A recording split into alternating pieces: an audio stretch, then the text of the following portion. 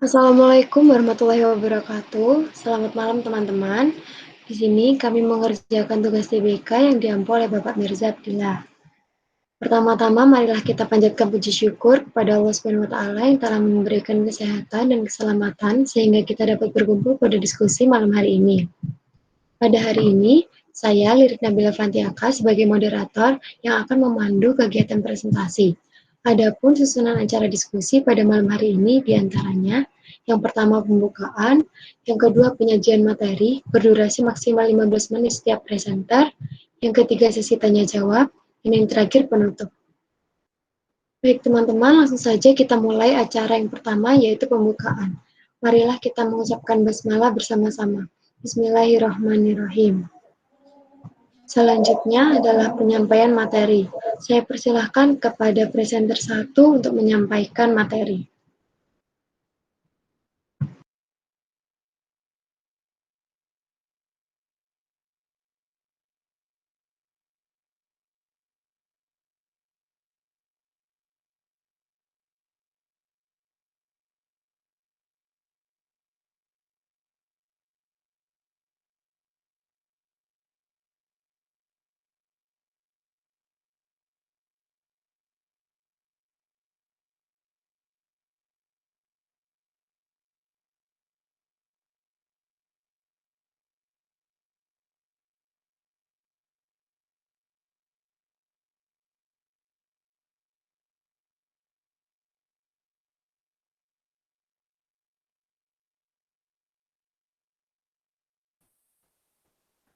Oke, terima kasih kepada moderator yang telah memberikan kesempatan.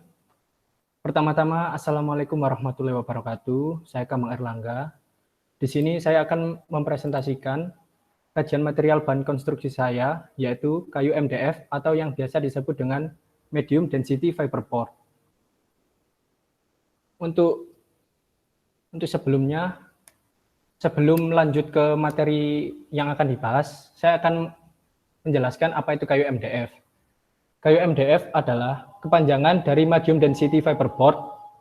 Kayu MDF ini merupakan jenis kayu olahan yang dibuat dari serpihan kayu yang dipadatkan. Untuk riwayat perkembangan, dalam dunia konstruksi, terutama dalam industri furnitur, banyak yang memilih untuk menggunakan material ini. Kayu ini merupakan singkatan dari medium density fiberboard. Kayu MDF merupakan kayu alternatif yang bisa menggantikan peran kayu-kayu lain sebagai bahan dasar pembuatan furnitur. Untuk latar belakang dibuatnya kayu ini adalah disebabkan meningkatnya kebutuhan industri dengan bahan baku kayu di Indonesia yang sangat signifikan. Indikasi ini dapat dilihat dengan tumbuh suburnya industri furnitur dan industri lain yang menggunakan bahan dasar dari kayu. Untuk perkembangan produk panel kayu yang cukup pesat seperti papan partikel dan papan serat MDF, mendominasi produk panel dan telah beredar luas di pasaran. Papan partikel dan MDF telah dan akan terus berkembang pada banyak penggunaan. Sebagai akibat dari makin menurunnya persediaan dan produksi kayu solid tropis di banyak negara. Papan ini banyak digunakan untuk keperluan interior, di mana digunakan bahan perekat seperti urea formaldehida, polivinil asetat, kasein, dan sebagainya. Dan proses pembentukan lembaran papan tersebut lazimnya menggunakan proses kering. Ini merupakan contoh gambar kayu MDF. Untuk karakteristik material, kita tinjau dari kepadatannya. Kekuatan kayu MDF ini lebih baik daripada kayu papan lainnya, contohnya seperti kayu LDF dan HDF. Kayu ini memiliki densitas atau tingkat kepadatan yang berkisar 500 sampai 1000 kg per meter kubik. Kayu ini juga memiliki permukaan yang halus, bobot yang ringan, dan ikatan partikel yang kuat. Fleksibilitas dari material ini juga unggul dari kayu lapis dan papan serat lainnya. Bahkan di masa yang akan datang, kayu ini bisa menggantikan peran kedua panel tersebut. Adapun beberapa spesifikasi untuk papan serat kayu MDF ini, antara lain, untuk sebelumnya, maaf, sifat fisik dan sifat mekaniknya saya jadikan satu ya. Oke, lanjut. Kerapatannya sekitar 0,35 sampai 0,79 gram per cm kubik. Untuk kadar air 5 sampai 13%. Daya serap airnya, kayu MDF merupakan kayu yang memiliki daya serap air yang tinggi. Lalu untuk pengembangan tebal 7-17%. Keteguhan rekatnya minimum 5,1 kg force per cm persegi. Untuk MOR atau kekuatan lentur pada beban ultimate minimum 306 kg force per cm persegi. Lalu untuk modulus elasticity atau modulus elastisitas minimum 2,55 kali 104 kg force per cm persegi. Lalu yang terakhir, kuat pegang sekrupnya minimum 51 kg force. Terus selanjutnya proses fabrikasi. Bahan dasar pembuatan kayu ini bisa berupa kayu bekas maupun kayu yang masih baru. Apabila kita menggunakan kayu yang baru, biasanya hanya memerlukan bagian tengahnya saja. Lalu setelah memiliki bahan baku tersebut, kayu akan dikupas kulitnya dan dipotong terlebih dahulu sesuai ukuran agar proses penghancuran bisa lebih mudah. Sebelum memasuki tahap penghancuran kayu, kita akan melakukan proses screening terlebih dahulu. Proses screening merupakan tahap di mana kayu akan dipisahkan dari paku atau logam yang masih menempel pada kayu-kayu tersebut. Setelah tahapan screening selesai, kayu akan dicuci sampai bersih. Setelah bersih, kayu akan dihancurkan sampai menjadi serpihan kayu atau biasa disebut dengan chips. Chips tersebut lalu akan direbus sampai lunak dan lembut agar pada saat proses pressing nanti akan jadi lebih mudah. Apabila chips sudah lunak, kita bisa mencampurkan wax atau lilin dan lem, lalu aduk secara merata dan masukkan ke dalam mesin cetak atau mesin press sesuai dengan ketebalan kayu yang dibutuhkan. Dalam proses pencetakan tersebut dibutuhkan temperatur dan tekanan yang sangat tinggi agar adonan kayu yang sudah diproses sebelumnya bisa menjadi tebal, kuat, padat, dan rekat satu sama lain. Proses ini bisa disebut dengan proses hot press. Dalam proses ini, tahapan roll juga diterapkan agar kayu MDF tersebut bisa tampak lebih cantik dan halus permukaannya.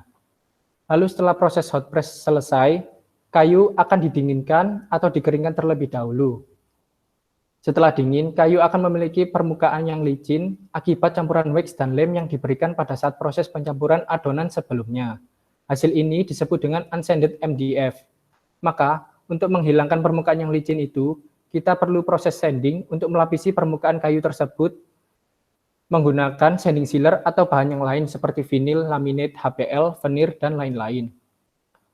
Kayu yang sudah dilapisi kemudian akan dipotong sesuai standar kebutuhan. Kayu tersebut yang sudah dipotong lalu siap dikemas dan dikirim ke industri perabotan untuk diolah lagi menjadi barang-barang furnitur. Ini merupakan mesin pembuatan kayu MDF. Dan ini merupakan diagram alir proses pembuatannya. Lalu ada tipe atau jenis atau golongan. Kayu MDF merupakan golongan dari kayu fiberboard atau papan serat. Fiberboard sendiri merupakan kayu daur ulang atau kayu olahan yang berasal dari partikel-partikel kayu yang direkatkan dan dipadatkan. Berdasarkan kepadatannya, fiberboard bisa dibedakan menjadi 3 jenis. Yang pertama LDF atau Low Density Fiberboard, yang kedua MDF, dan yang ketiga HDF, yaitu High Density Fiberboard. Oke, untuk yang pertama, LDF atau biasa disebut dengan kayu partikel. Kayu LDF sendiri merupakan jenis kayu olahan pabrik yang terbuat dari serbuk kayu atau serbuk hasil gergaji. Kayu ini memiliki tekstur yang lunak, bobot yang ringan, bahkan paling ringan dari kedua jenis fiberboard yang lain. Dari segi harga, kayu ini merupakan jenis triplek yang terjangkau dibanding triplek yang lainnya. Karena memiliki tekstur yang kuat dan bobot yang ringan, kayu ini memiliki ketahanan yang rendah. Namun apabila kayu LDF bisa diolah dengan benar, hasil produknya pun bisa tahan lama. Lalu yang kedua ada MDF.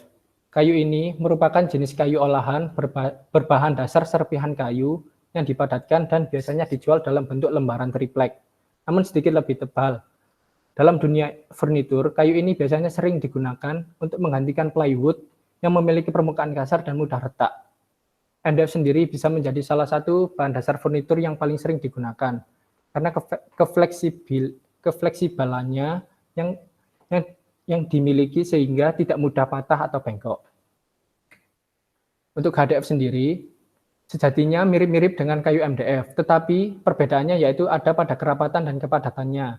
Untuk HDF sendiri, kepadatan dan kerapatannya lebih tinggi satu tingkat dari MDF. Dalam industri ataupun konstruksi interior, kayu ini biasa digunakan sebagai bahan dasar untuk pembuatan furnitur juga. Namun, dengan kuat dan padatnya kayu ini, kefleksibilitasnya kurang, sehingga mudah patah jika dibandingkan dengan kefleksibilitasnya dengan kayu MDF. Untuk harga, kayu HDF lebih mahal daripada kayu MDF dan LDF. Untuk penggunaan, kayu ini biasa dimanfaatkan sebagai bahan dasar pembuatan furnitur. Contohnya seperti meja belajar, lemari, meja TV, laci, kusen, dan lain-lain. Ada kelebihan. Kelebihan dari papan kayu ini yaitu meskipun tergolong memiliki bobot yang ringan, kayu ini memiliki ketahanan yang kuat. Lalu yang kedua, kayu MDF sangat fleksibel sehingga sangat mudah untuk dibentuk.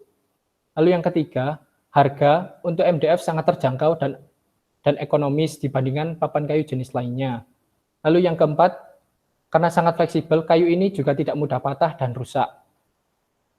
Lalu yang kelima, memiliki daya serap suara yang bagus. Yang keenam, memiliki tekstur permukaan yang halus sehingga sangat nyaman untuk disentuh dan tidak perlu dipoles lagi. Kayu MDF juga memiliki kekurangan, antara lain, kayu ini tidak kedap air dan sangat mudah menyerap air, sehingga sebisa mungkin harus dijauhkan dari jangkauan air. Jika terkena air, kayu akan lembab dan mudah lapuk, sehingga akan mudah patah. Lalu, kayu MDF juga tidak terlalu kuat untuk mengikat sekrup meskipun memiliki ketahanan yang kuat. Untuk material alternatif sebagai pengganti kayu MDF, yang pertama ada bambu. Bambu merupakan salah satu material yang karakternya bisa dibilang mirip dengan material kayu. Kayu ini, bambu memiliki kekuatan yang baik sehingga tahan lama apabila diolah dengan baik. Bambu juga merupakan material yang ramah lingkungan. Secara tampilan, bambu memiliki tampilan serat yang unik. Namun secara umur, bambu lebih pendek dibandingkan beberapa jenis material kayu. Tetapi jika dilihat dari perkembangan teknologi, kini material ini banyak digunakan dalam berbagai produk konstruksi dan furnitur. Contohnya seperti pada gambar di samping. Lalu yang kedua, ada plywood atau biasa disebut dengan multiplex. Plywood merupakan lapisan beberapa lembaran kayu yang tipis dan direkatkan menjadi satu. Plywood sendiri ada yang berasal dari kayu pinus, kayu senggon, dan kayu sungkai. Plywood memiliki daya tahan yang kuat sehingga tidak mudah untuk ditekuk dan tahan terhadap cuaca. Selain itu, plywood juga memiliki daya tahan air yang baik sehingga tidak mudah lembab dan berjamur. Plywood sendiri memiliki tekstur yang kasar. Lalu yang ketiga, ada kayu beton atau biasa disebut dengan concrete wood. Bahan ini sejatinya mirip sejenis campuran beton yang dicetak dengan bentuk tekstur menyerupai kayu. Kayu beton atau concrete wood juga memiliki daya tahan yang baik. Material kayu ini sering digunakan sebagai bahan list plank atap limasan sebagai alternatif dari list plank kayu yang lebih mahal. Yang keempat, ada kayu plastik atau plastic wood. Plastic wood merupakan material plastik yang dibuat serupa dan semirip mungkin dengan kayu, baik dari warna maupun tekstur. Kekuatannya sama dengan kayu, bahkan lebih kuat, bisa untuk struktur maupun finishing. Selain itu, sifatnya yang tahan cuaca membuatnya minim perawatan. Karena terbuat dari plastik, tentu jenis kayu alternatif ini lebih tahan terhadap rayap dan jamur. Selain itu, kekuatannya tak kalah dengan kayu asli. Motifnya pun dapat dicetak menyerupai beberapa serat kayu yang indah seperti jati dan gambar. Sekian dari saya, bila ada kesalahan mohon dimaafkan. Saya kembalikan ke moderator. Baik, terima kasih kepada presenter 1. Bagi teman-teman yang memiliki pertanyaan, bisa disimpan terlebih dahulu karena sesi tanya jawab akan dilaksanakan setelah presenter keempat. Selanjutnya kepada presenter kedua, saya dipersilahkan untuk menyampaikan materi.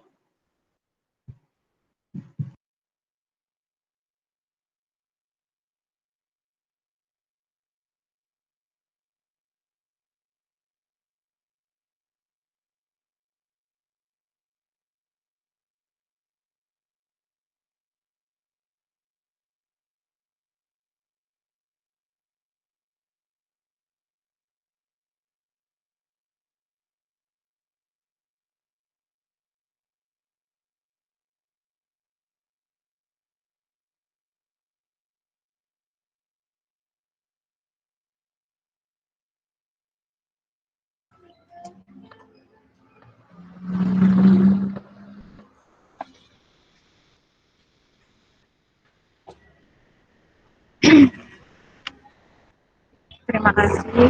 Assalamualaikum warahmatullahi wabarakatuh. Kenalkan, nama saya Lia Permatasari. Ingin menjelaskan mengenai teknologi konstruksi material, yaitu material paving block. Paving block adalah suatu komponen bahan bangunan yang campuran semen, agregat, dan air. Agregat di sini merupakan agregat halus, yang termasuk agregat halus adalah pasir. Yang selanjutnya, pengembangan paving block dimulai pada zaman Romawi kuno. Pada saat itu mereka kesulitan untuk mencari akses perjalanan, sehingga mereka menciptakan suatu konstruksi yaitu batu yang disusun-susun. Perkembangan ini menyebar hingga pada peristiwa Perang Dunia Kedua. Kebutuhan batu yang menipis membuat mereka menciptakan konstruksi ke bahan lain dengan ukuran dan bentuk sehingga paving block diminati oleh negara lain seperti Jerman dan Eropa Barat. Ini merupakan gambaran dari paving block. Yang selanjutnya, karakteristik material pada paving block ada tiga, yaitu sifat mekanik. Sifat mekanik dapat diartikan sebagai respon atau perilaku material terhadap pembebanan yang diberikan. Sifat mekanik ada empat, yaitu strength atau kekuatan, hardness, kekerasan, elasticity atau elastisitas, plasticity atau plastisitas. Ini merupakan sifat mekanik dalam bentuk tabel. Paving block ini ada 4 mutu, yaitu mutu A sebagai perkerasan jalan dengan kuat tekan minimal 35 dengan rata-rata 40 megapascal. Ketahanan aus rata-ratanya 0,090 dengan maksimum 0,103 mm per menit dan penyerapan airnya 3%. Mutu B digunakan untuk tempat parkir mobil dengan minimal kuat tekannya 170 dengan rata-rata 20 megapascal dan ketahanan ausnya rata-rata 0,130 dengan maksimum 0,149 mm per menit dengan penyerapan airnya sebesar 6%.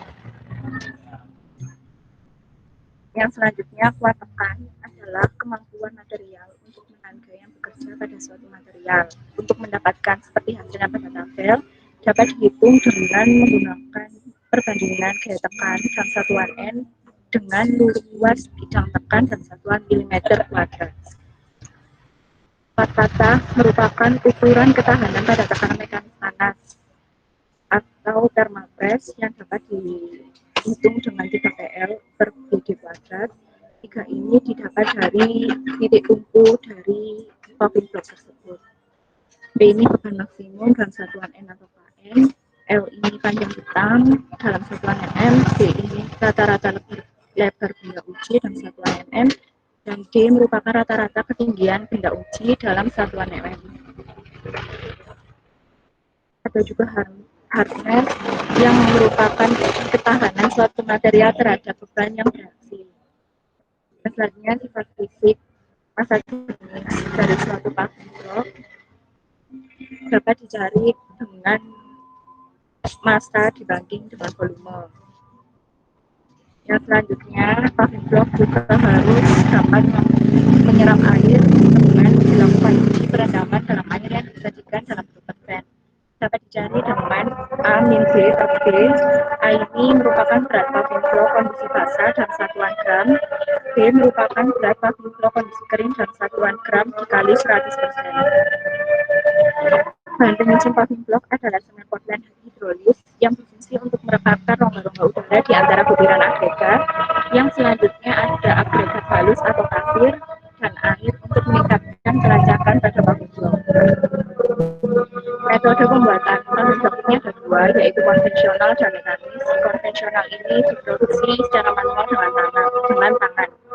Paving block yang dibuat berdasarkan metode ini yaitu kelas D, umumnya untuk menggunakan perkerasan non-struktural seperti halaman rumah dan perkerasan lingkungan dengan daya tekan yang rendah. Ini merupakan alat dari metode konvensional atau biasa disebut dengan alat gablokan. Ini merupakan gambaran kondisi awal sebelum ditekan dan kondisi akhir setelah ditekan.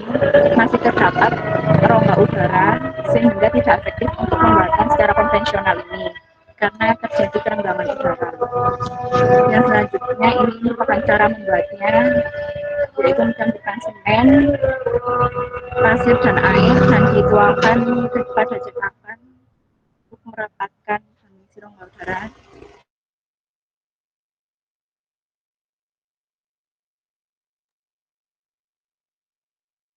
dikeluarkan dari cetakan. Yang selanjutnya ada metode mekanis dengan mesin pres hidrolik. Passing block ini yang dibuat dengan mesin pres hidrolik adalah kategori kelas B sampai A. Pemakaian paving jenis ini digunakan untuk keperluan non-struktural maupun untuk keperluan struktural yang berfungsi untuk menahan beban yang berat yang dilalui di atasnya. Ini merupakan kondisi awal dari pembuatan mesin pres hidrolik setelah ditekan, dan kondisi akhirnya seperti ini. Terjadi kerapatan sehingga sangat efektif untuk pembuatan paving block. Ini merupakan mesin pres hidroliknya.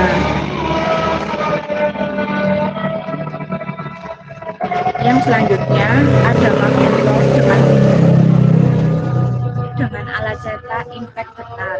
Paving block jenis ini digunakan untuk mutu beton kelas C sampai D. Dalam pemakaiannya banyak digunakan sebagai alternatif perkerasan di pelataran dari garasi rumah dan lantai parkiran. Ini merupakan cara membuatnya, yaitu mencampurkan semen, air, dan pasir ke dalam cetakan untuk membuat badan paving blocknya dan diratakan. Lalu menekan tombol gentar selama 3 detik dan memasukkan campuran adonan untuk memenuhi bagian atas dan diratakan kembali.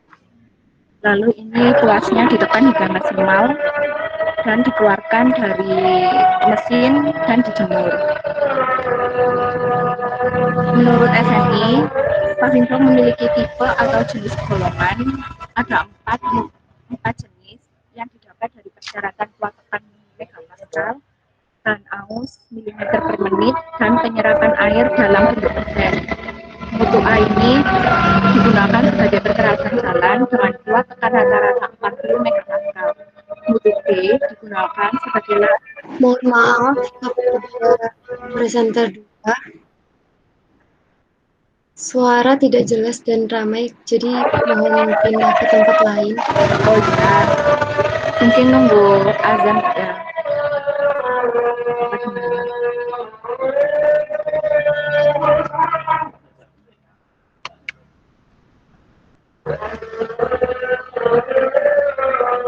Bentar ya.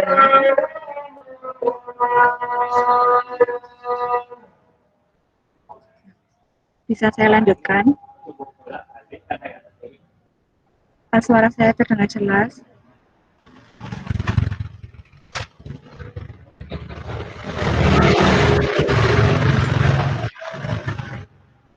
Bisa pindah ke tempat yang agak sini, soalnya masih terdengar suara motor. Oh iya.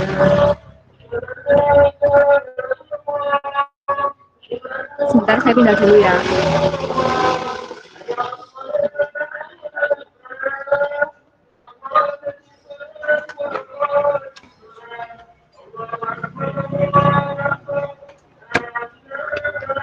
Apakah masih terdengar?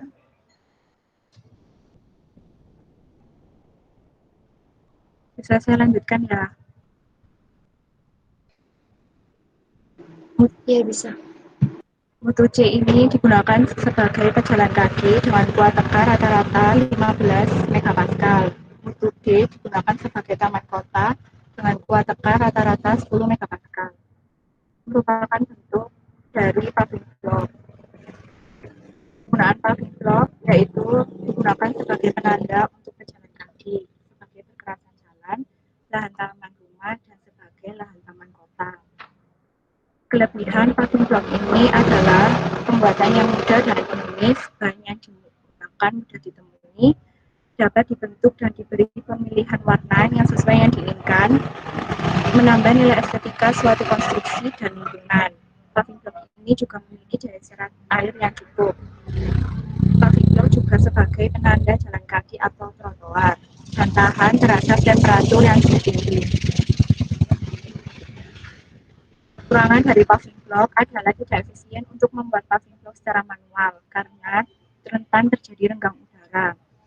Yang kedua, jika dilalui kendaraan berkecepatan tinggi, memudahkan untuk meningkatnya tingkat kerapuhan dan kualitas paving dapat menurun.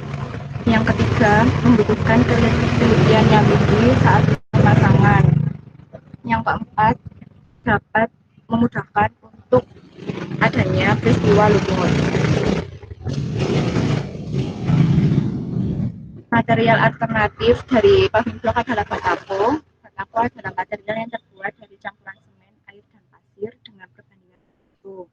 Kelebihan dari batako adalah harga yang murah, ukuran yang dihasilkan besar, sehingga meminimalisir jumlah penggunaan. Kekurangan batako adalah mudah rapuh, mudah pecah, dan kekuatannya rendah jika dibandingkan dengan paving block. Dan batako juga menyerap panas. Terima kasih atas waktunya. Saya kembalikan kepada Lirik.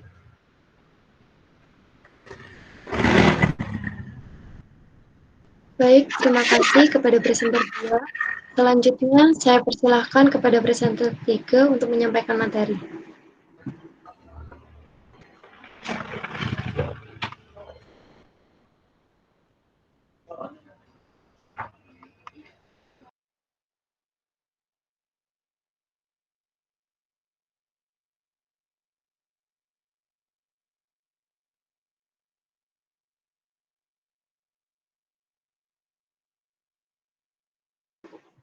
Kepada Longden, bisa mempresentasikan materinya.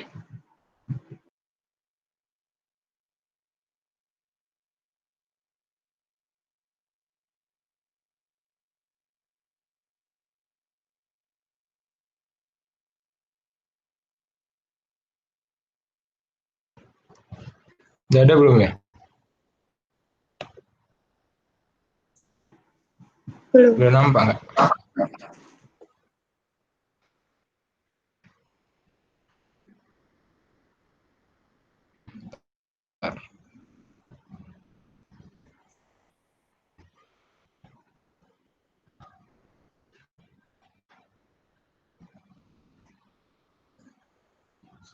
Ya, kok nggak bisa?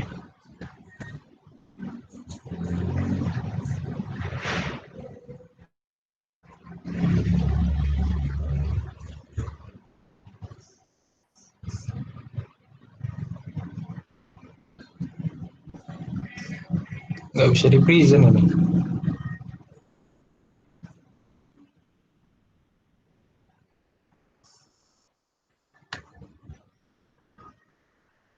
Coba lanjut ke present berikutnya dulu. Gangguan, sorry. Baik, untuk Saudara Lukman bisa mempresentasikan materinya. Ya.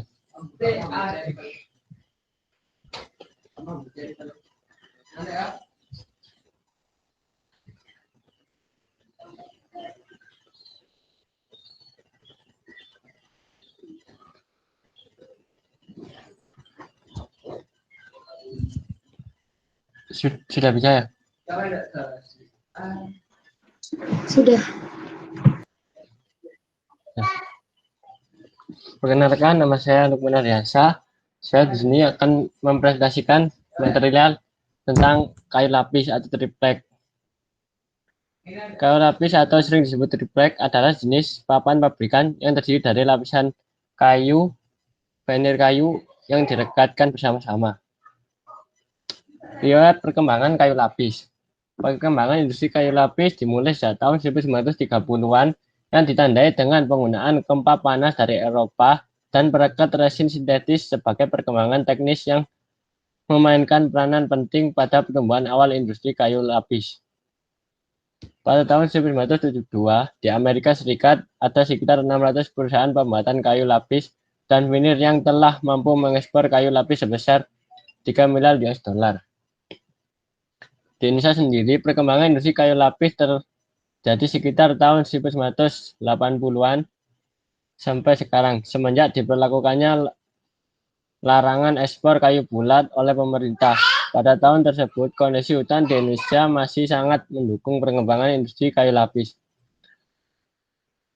Ketersediaan log-log kayu berdiameter besar, dan silindris yang berasal dari hutan alam sebagai syarat utama bahan baku dalam pembuatan kayu lapis masih cukup melimpah.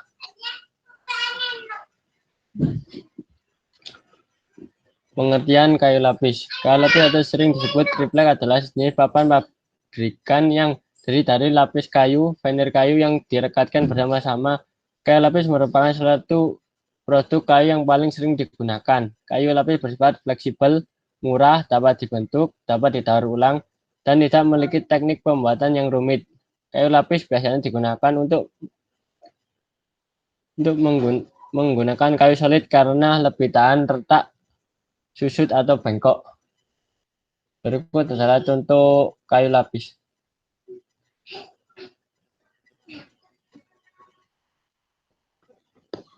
Proses pembuatan. 1. Pemanasan. Sebelum diadakan pemotongan veneer, maka veneer terlebih dahulu dipanaskan. Pemanasan dilakukan untuk melunakkan kayu dan mata-mata kayunya yang membuatnya lebih mudah untuk dipotong. Pemanasan juga untuk meningkatkan kualitas permukaan dan mengurangi kekasaran. Bowling menyebutkan ada empat keuntungan memanasi kayu.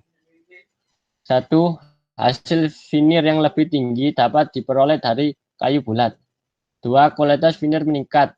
3. Biaya buruh berkurang.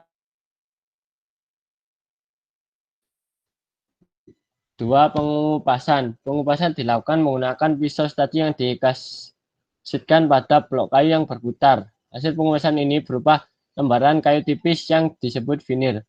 Pengupasan dilanjutkan sehingga diameter blok hingga 5,5 sampai 4,0 inci. Oleh karena veneer hasil pengupasan masih berupa lembaran yang memanjang, maka pada proses selanjutnya veneer dipotong-potong sesuai dengan ukuran panjang plywood yang telah ditentukan. 3. Penyimpanan dan pemotongan. Penyimpanan yang dimaksud di sini adalah bukanlah seperti penyimpanan barang di gudang atau sejenisnya. Yang dimaksud hanyalah menyimpan sementara sebelum veneer dipotong sesuai ukuran. 5. Perekatan. Sebelum lembaran disusun seperti yang diinginkan, terlebih dahulu permukaan veneer disemprot dengan perekat. Biasanya digunakan perekat sintetis thermosting yang bisa mengeras akibat terkena panas. Jenis perekat yang biasa digunakan adalah urea formaldehyde dan fenol formaldehyde. 6. Pelaburan dan penyusunan veneer. Setelah veneer muka, fade, dan inti core disusun seperti yang dikehendaki, kemudian dilakukan pengepresan menggunakan mesin dengan tekanan berkisar 110 sampai 200 psi, tergantung pada jenis dan kerapatan plywood yang diinginkan. 7. Penyelesaian. Dari mesin press, kayu lapis tersebut menuju mesin gergaji untuk dibuat ukuran-ukuran standar arah memanjang dan melebar kayu lapis tersebut. Dan selanjutnya kayu lapis masuk pada mesin amri untuk dihaluskan bidang permukaannya sekaligus diadakan pengujian kualitas.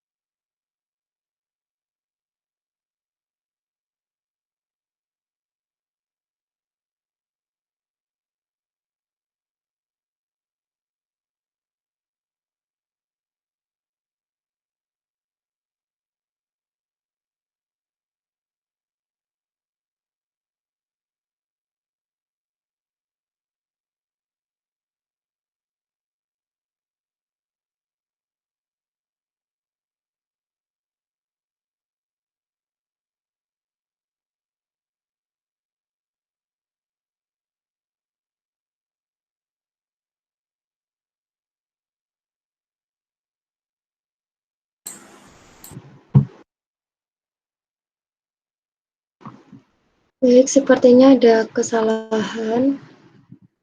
Lebih baik kita lanjutkan aja ke presenter selanjutnya aja ya.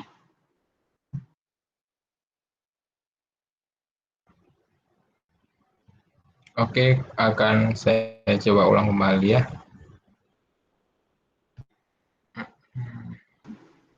Oke.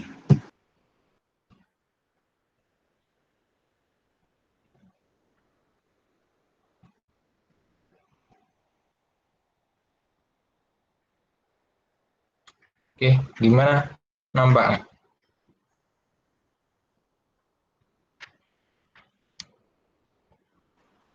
Belum. Nampak nggak kawan-kawan? Belum. Belum juga. Masih Sudah.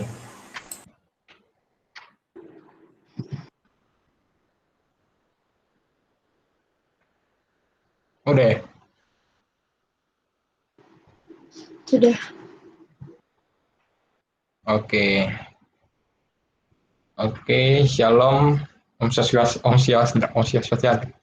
Swastiastu, Namo Buddhaya, Salam Kebajikan. Assalamualaikum. Saya Longgen Panjaitan akan mempresentasikan materi saya tentang beton permeabel atau beton berpori atau beton yang mampu menyerap air dengan kapasitas yang tinggi. Oke. Dari riwayat perkembangan, beton permeabel ya atau beton pervasius atau beton berpori pertama kali digunakan pada tahun 1800-an di Eropa dan kemudian terus-menerus berkembang hingga pada tahun 2007 Inggris benar-benar dibuat kerepotan karena banjir bandang yang menyebabkan 57.000 rumah hanyut terbawa banjir. Nah, semenjak kejadian itu mereka menciptakan solusi beton berpori yang mampu menyerap air hingga 4.000 liter per menitnya. Dan negara-negara lain pun mulai mengikutinya, termasuk Indonesia sendiri sudah mulai mengembangkan oleh PT Holcim dengan nama produk Trukrete.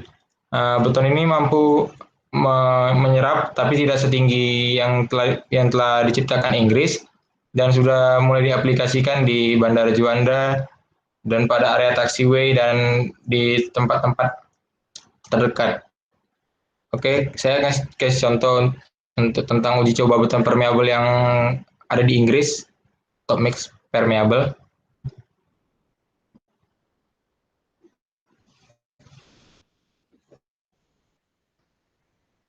Ini dia mampu menyerap 4.000 liter dalam waktu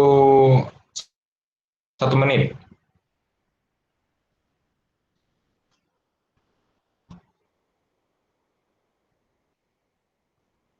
Cepat sekali ya menyerapnya kawan-kawan. Airnya langsung terserap. Oke. Nah, kita masuk ke karakteristik material. Yang pertama ada sifat fisik. Sifat fisik dari beton permeabel sendiri ada berat isi, yaitu kepadatan beton tergantung pada material-material yang digunakan. Biasanya untuk beton permeabel sendiri berat isinya itu 1.600 sampai 2.000 kg per meter kubik. Dan yang kedua ada permeabilitas.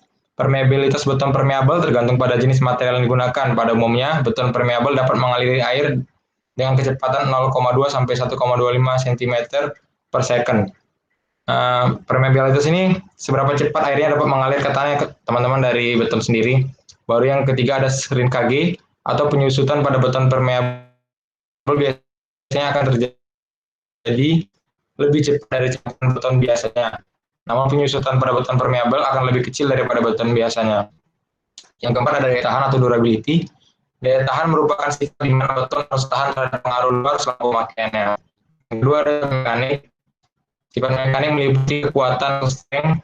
Sifat beton akan lebih baik apabila memiliki kekuatan yang lebih tinggi. Beton dapat memiliki kekuatan yang berbeda-beda tergantung kadar air semen, komposisi agregat, serta tingkat kepadatannya. Lalu ada kuat tekan. Besar komprehensif strength dari beton permeabel biasanya mencapai 3,5 megapascal sampai 28 megapascal dan pada umumnya kekuatan beton permeabel yang digunakan adalah 2.500 psi atau 17 megapascal. Kekuatan dari beton permeabel sangat tergantung pada komposisi campuran yang digunakan. Lalu ada kuat lentur, besar flexural strength biasanya diperoleh 1 megapascal sampai 3,8 megapascal. Lalu ada kekerasan atau hardness. Pada saat pembuatan, pengecoran hingga pada pemadatan beton, bahan-bahan akan mengalami gerakan-gerakan yang keras dan gesekan. Nah, di situ ada membuktikan ada kekerasan. Lalu yang ketiga ada sifat kimia. Ada satu sifat kimia yang didapat dari beton permeabel, yaitu ketahanan terhadap korosi.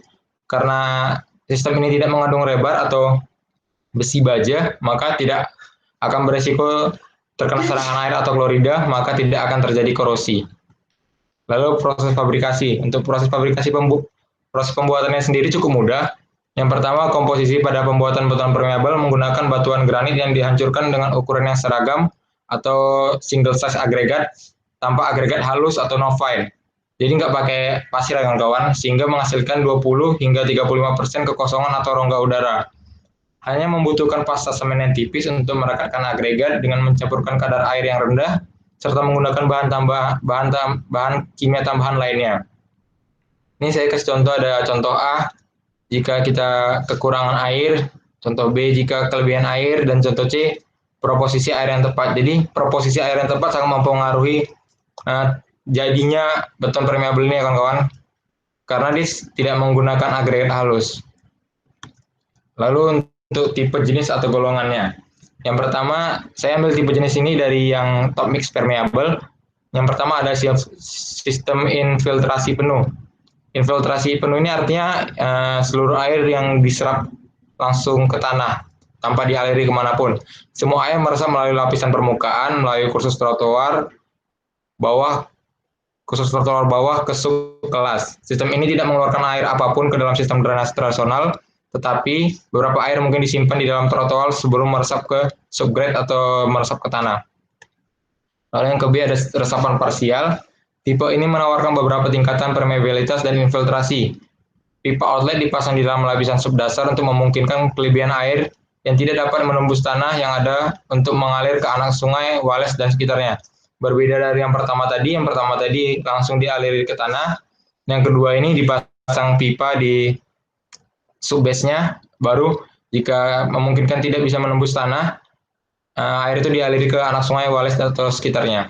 Lalu yang ketiga ini ada yang pelemahan penuh sistem C. Sistem ini biasa digunakan di mana daur ulang air diperlukan, di mana air mungkin terkontaminasi atau di mana subgrade kedap. Membran kedap dipasang di atas pipa subgrade dan outlet yang dipasang di dalam lapisan subdasar.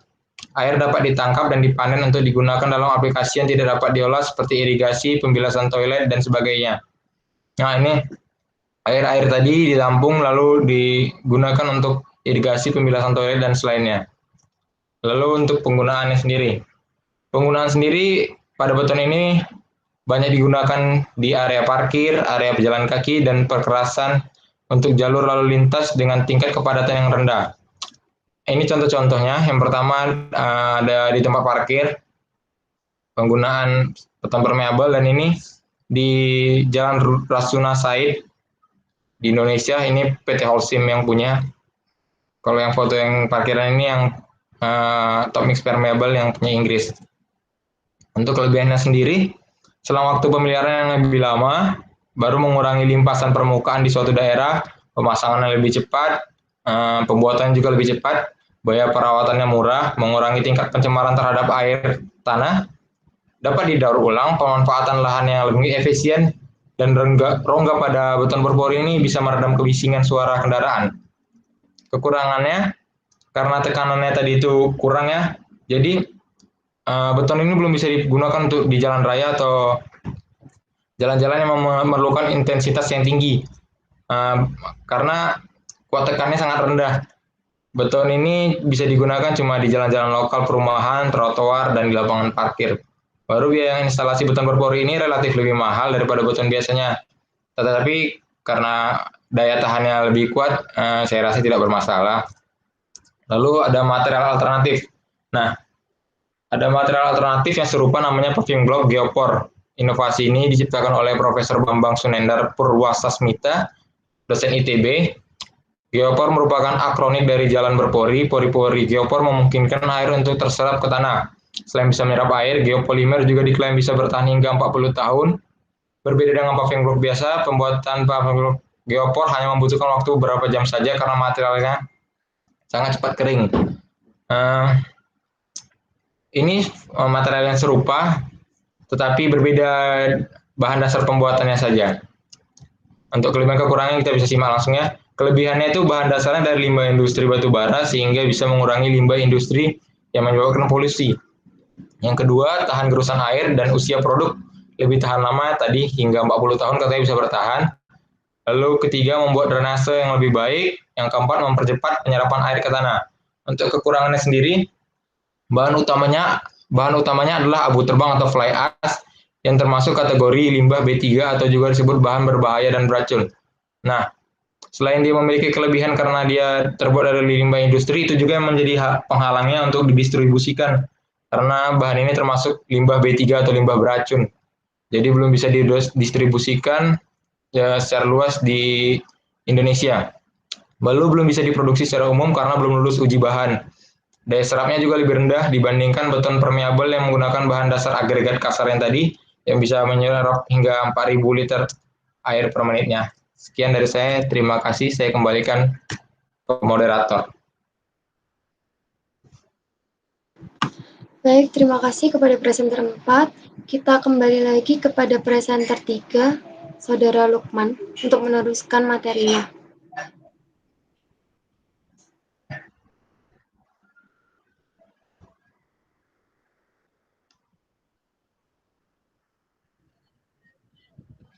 Tadi belum selesai lah.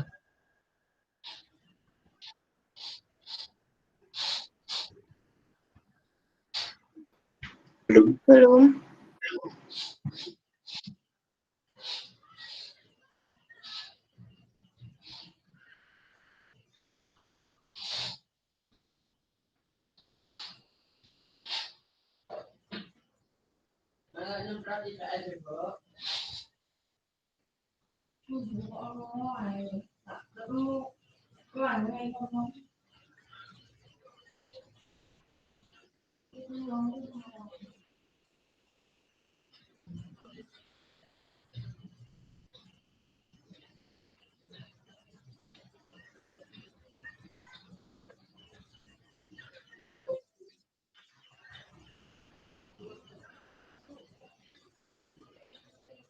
Tadi sampai mana?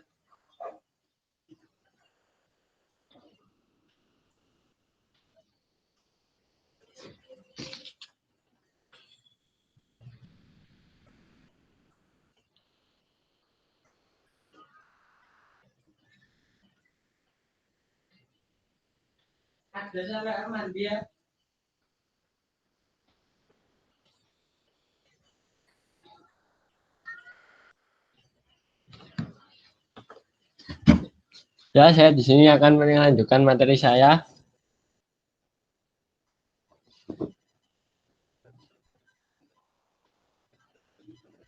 Kelebihan penggunaan triplek. Satu, penggunaan sangat praktik dan lebih mudah dibentuk daripada produk-produk sejenis lainnya. 2, mempunyai tingkat ketahanan yang tinggi terhadap penyusutan sehingga bentuk dan ukurannya tidak mudah berubah.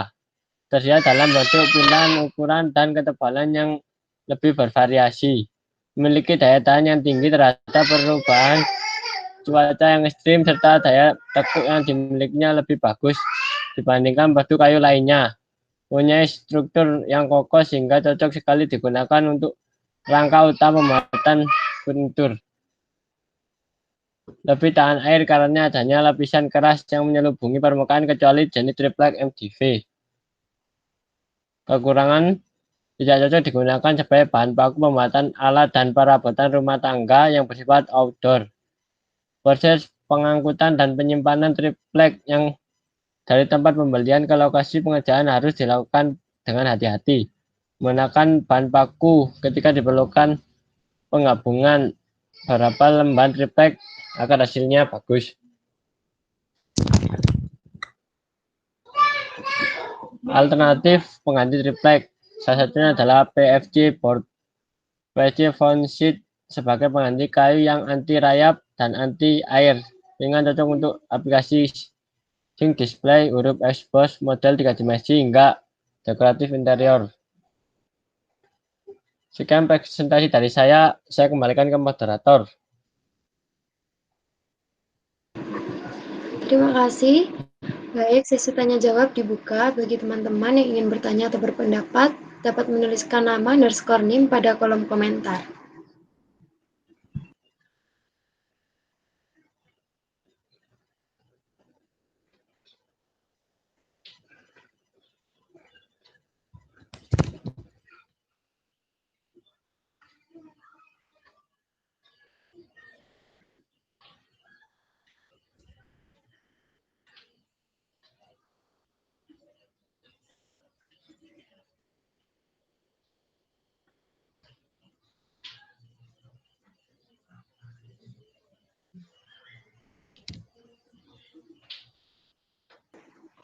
Kepada Made Handika dipersilahkan untuk bertanya. Baik.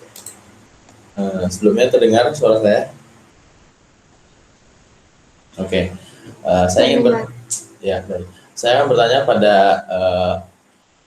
presenter Longden mengenai beton permeabel. Yang ingin saya tanyakan adalah apakah dalam pemasangan beton permeabel ini adakah perlakuan khusus, bukan itu. Apakah bergantung pada kondisi struktur tanah dari kawasan yang akan dipasang beton permeabel tersebut? Sekian.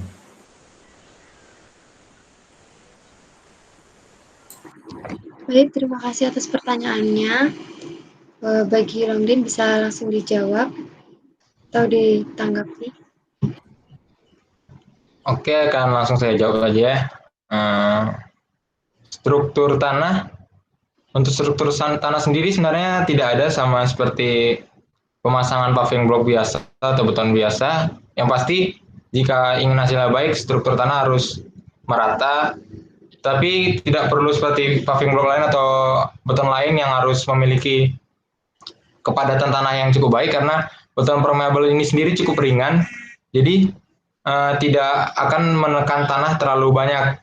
Jadi untuk struktur tanah sendiri, menurut saya mungkin bisa dipasang di mana saja, selama struktur tanahnya rata, dan mungkin jika tidak rata, mungkin bisa diratakan dulu struktur tanahnya, lalu dipasang beton permeabel tersebut. Sekian, terima kasih. Apakah dari pihak Made ada tanggapan atau sanggahan?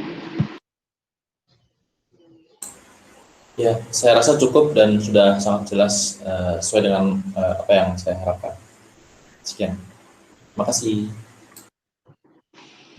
Baik. Yang kedua, Alfiansyah. Bisa mulai bertanya.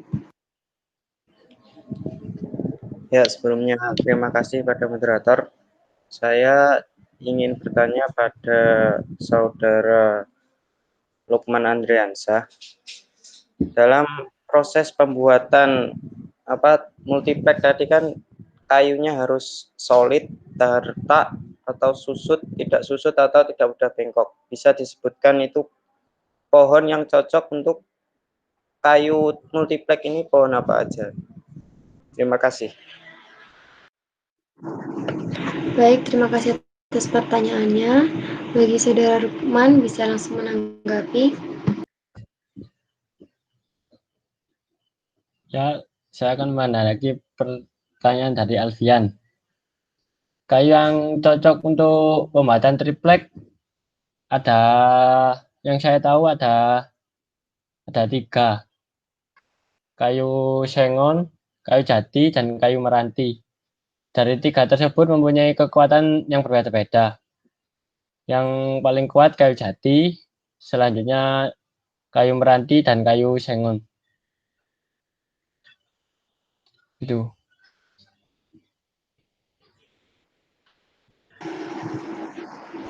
Saudara Alfiansyah, apa ada sanggahan atau pendapat lain? Ya, udah cukup sih. Ya, itu aja. Terima kasih.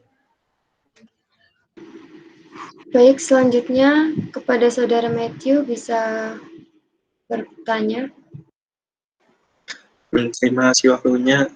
Mau tanya untuk Lia Permatasari tentang yang paving block. Iya. Kan paving block ini kayak mudah ditemui dan banyak lah tempatnya lah. Itu kan paving block sering untuk kelembapan udaranya, kelembapan daerah lingkungan kelembapannya itu kan tinggi, dan mudah muncul lumut. Nah, untuk untuk dampak dari kemunculan lumut itu apa dampaknya dan juga gimana cara menanggulangi atau menghilangkan lumut tersebut. Terima kasih. Terima kasih atas pertanyaannya. Bagi Saudara Lia bisa langsung ditanggapin. Baik, terima kasih kepada Matthew atas pertanyaannya. Saya akan menanggapinya. Jadi lumut ini memiliki dampak terhadap paving sehingga dapat menurunkan kualitas pada paving blok tersebut. Untuk menanggulanginya yaitu dengan cara bisa ditaburkan dengan semen, lalu dibiarkan sampai misalnya sampai besok dan dibiarkan hingga mengering.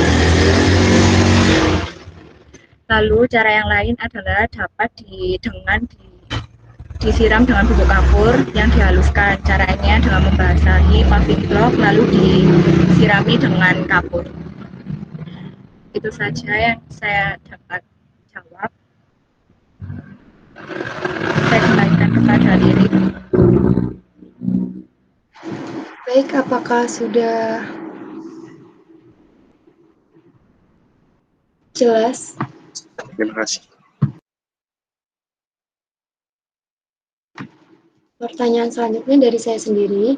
Saya ingin bertanya kepada Kambang. Dalam PPT tersebut, kamu menjelaskan bahwa kayu MDF itu digunakan sebagai furniture seperti lemari, meja, kursi, dan lainnya. Pertanyaan saya, apa kegunaan kayu MDF selain sebagai furniture? Terima kasih. Kepada Kambang bisa menanggapi.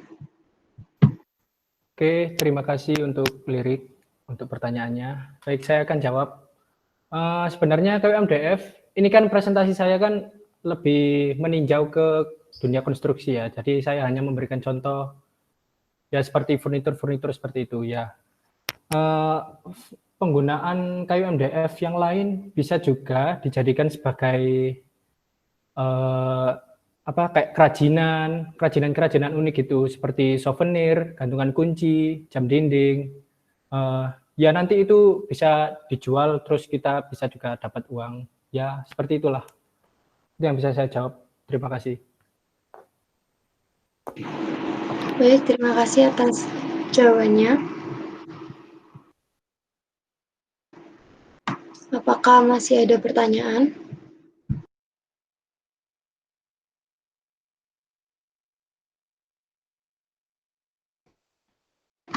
Baik, jika tidak ada, akan saya lanjutkan kepada presenter 5.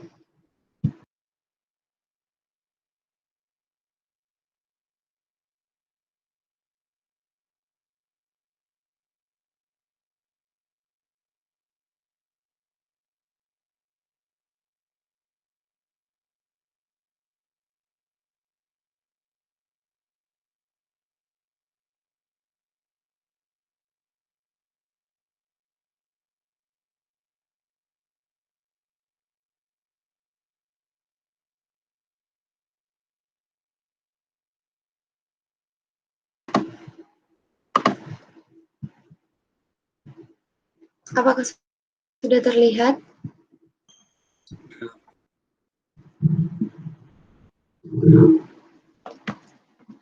Baik, saya mulai.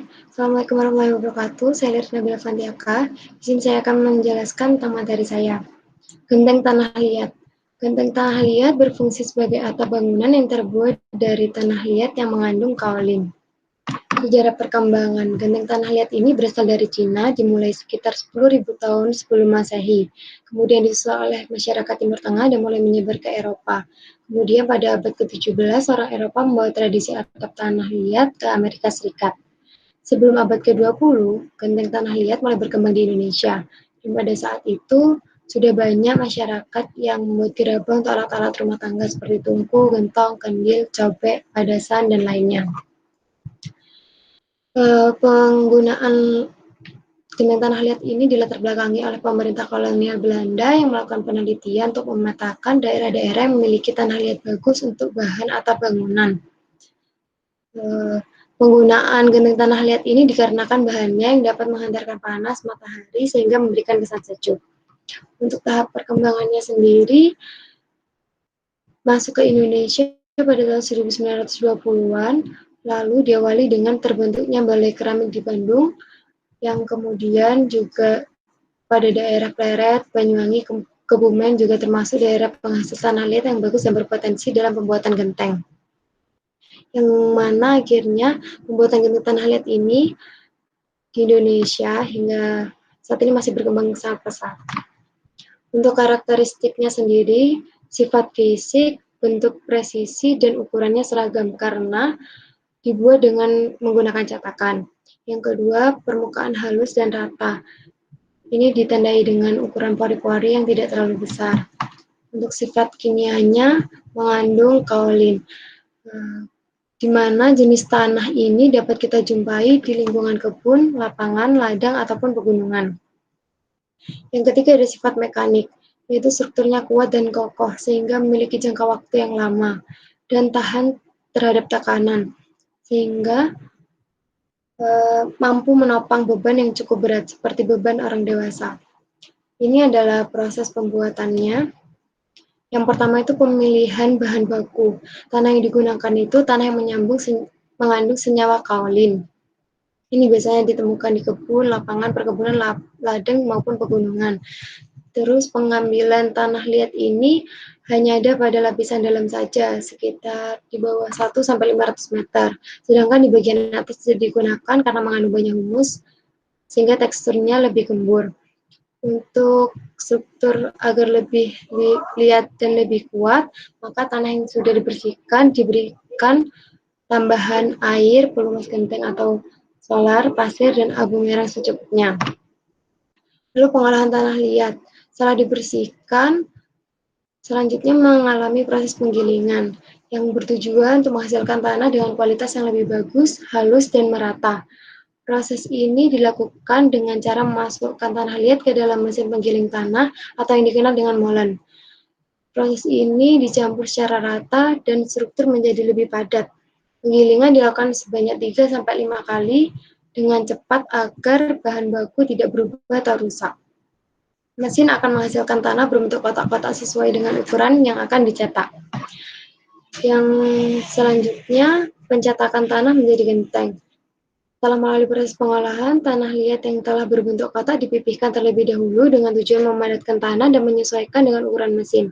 Setelah itu, dimasukkan ke dalam mesin pencetak atau mesin press, yang kemudian hasilnya diangkat dan dipindahkan ke tempat penjemuran.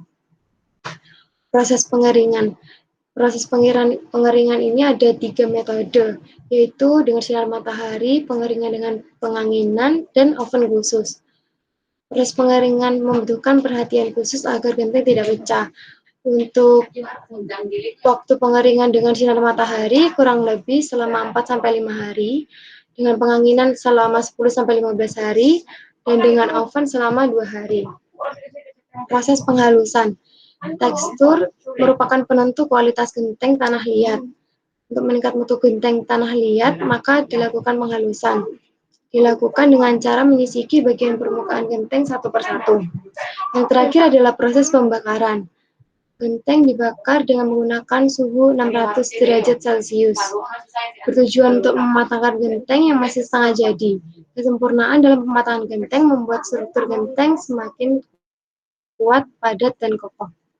Ini merupakan beberapa jenis genteng tanah liat. Yang pertama adalah genteng kodok. Genteng kodok ini terbuat dari bahan tanah liat yang dicampur dengan kaolin. Berbentuk bidang datar dan bagian bawah berbentuk lekukan untuk mengunci reng. Mampu menahan air hujan dan angin yang kencang, karena terdapat penahan air hujan pada bagian ujung atasnya. Yang kedua ada genteng morando. Berbentuk gelombang, sebagian melengkung ke bawah dan sebagian melengkung ke atas. Genteng ini tahan terhadap cuaca karena terbuat dari tanah liat coklat yang memiliki kualitas sangat baik. Yang ketiga ada genteng pelentong, memiliki model yang standar atau pada umumnya, dan memiliki permukaan yang datar serta melengkung pada bagian sampingnya. Dan yang terakhir ada genteng garuda. Fungsinya dapat memecah air karena mempunyai desain 2 gelombang atau talangan. Genteng ini juga berfungsi untuk mengikat antara genteng yang satu dengan yang lain, di mana hal tersebut membuat tampilan genteng terlihat lebih artistik. Penggunaan. Pada umumnya genteng digunakan sebagai atap. Namun, semakin berkembangnya teknologi, penggunaan genting tanah liat untuk atap bangunan mulai berkurang. Sebagian orang memiliki jiwa seni dan menyukai tampilan eksentrik, genteng digunakan sebagai penutup lapisan dinding pada bangunan. Untuk menambah nilai eksentrik dan eksotisnya, genteng yang digunakan adalah genteng yang bekas. Untuk kalau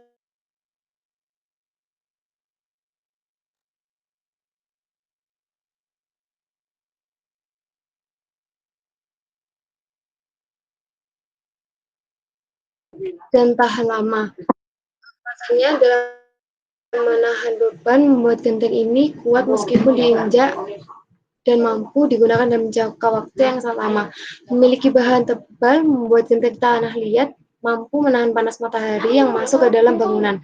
Dan yang terakhir, tidak menimbulkan suara bising ketika hujan.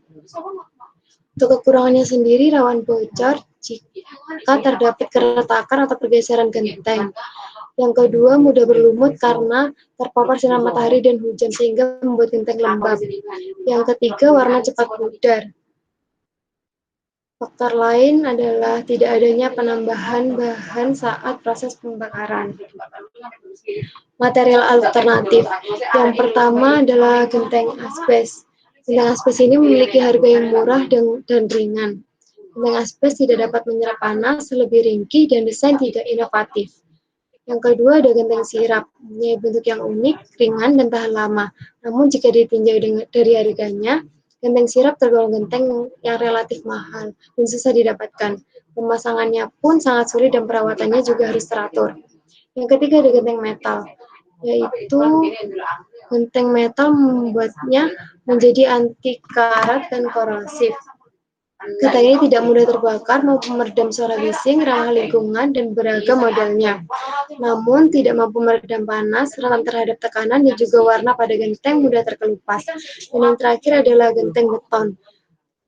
Genteng beton tahan terhadap air, api, serta kuat dan lentur. Genteng ini juga awet dan memiliki beragam variasi warna. Desainnya simpel, yang membuat bangunan tampak minimalis dan mampu meredam suara bising. Namun harganya relatif mahal dan proses pemasangannya membutuhkan seseorang yang ahli. Genteng kaca. Genteng kaca memiliki tampilan yang transparan sehingga memberikan pencahayaan alami ke dalam bangunan. Dengan sifatnya tersebut, genteng kaca ini memiliki kesan modern. Namun jika dilihat dari bahannya, genteng kaca sangat mudah pecah dan dapat meningkatkan suhu pada ruangan. Dan yang terakhir adalah genteng keramik, memiliki warna yang tahan lama dan kuat sehingga tidak memerlukan perawatan khusus. Genteng ini juga ramah lingkungan dan tidak menghantarkan panas. Namun pemasangannya membutuhkan ketelitian yang sangat tinggi. Genteng ini cukup berat dan mahal. Sekian presentasi dari saya.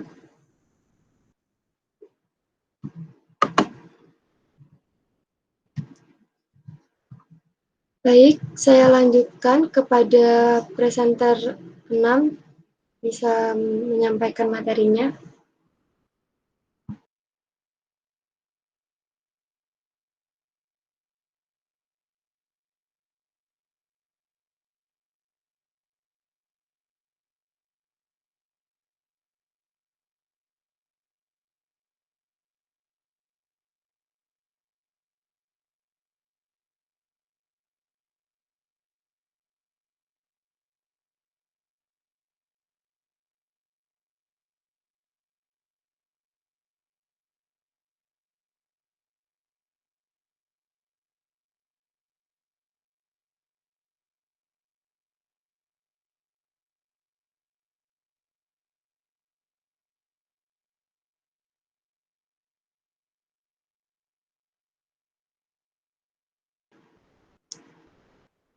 Mohon maaf, suara tidak terdengar.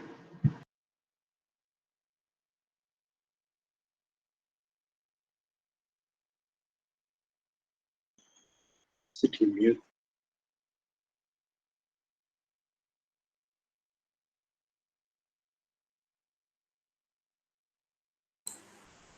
Ternyata masih di mute. Oke. Saya ulang dari awal ya. Oke, selamat malam. Perkenalkan, nama saya Made Handika. Saya akan mempresentasikan hasil tugas saya mengenai kajian material konstruksi, yaitu kapas. Sebagaimana kita tahu, kapas merupakan serat halus alami yang juga biasa dikenal secara umum sebagai bahan baku material tekstil. Pertama yaitu riwayat perkembangan. Kapas berasal dari Asia, Afrika, Australia, dan Amerika. Kapas juga sudah dibudidayakan di India sejak 5.000 tahun yang lalu. Kemudian kapas juga merupakan tanaman subtropis yang dapat tumbuh dengan baik pada iklim tropis. Oleh karena itulah, pada zaman penjajahan, Belanda dapat membawa tanaman kapas ke Indonesia dan dapat tumbuh di berbagai daerah di Indonesia. Kemudian tanaman kapas ini dijadikan dunia industri kapas, dimulai di India pada tahun 1540 sebelum Masehi hingga akhirnya meluas ke berbagai wilayah seperti Mesir, Amerika, negara-negara tropis hingga akhirnya Eropa, di mana saat itu ada seorang penemu alat pemisah biji kapas sehingga menghasilkan serat kapas yang bernama Eli Whitney. Sejak saat itulah di Eropa mulai berkembang pesat industri tekstil berbahan dasar kapas. Selanjutnya dengan karakteristik material. Sifat fisik dari kapas yang saya kaji sini ada 3, pertama massa jenis, kemudian penyerapan air, dan tekanan panasnya. Massa jenis kapas ini adalah sekitar 1,5 sampai 1,6 gram per cm kubik.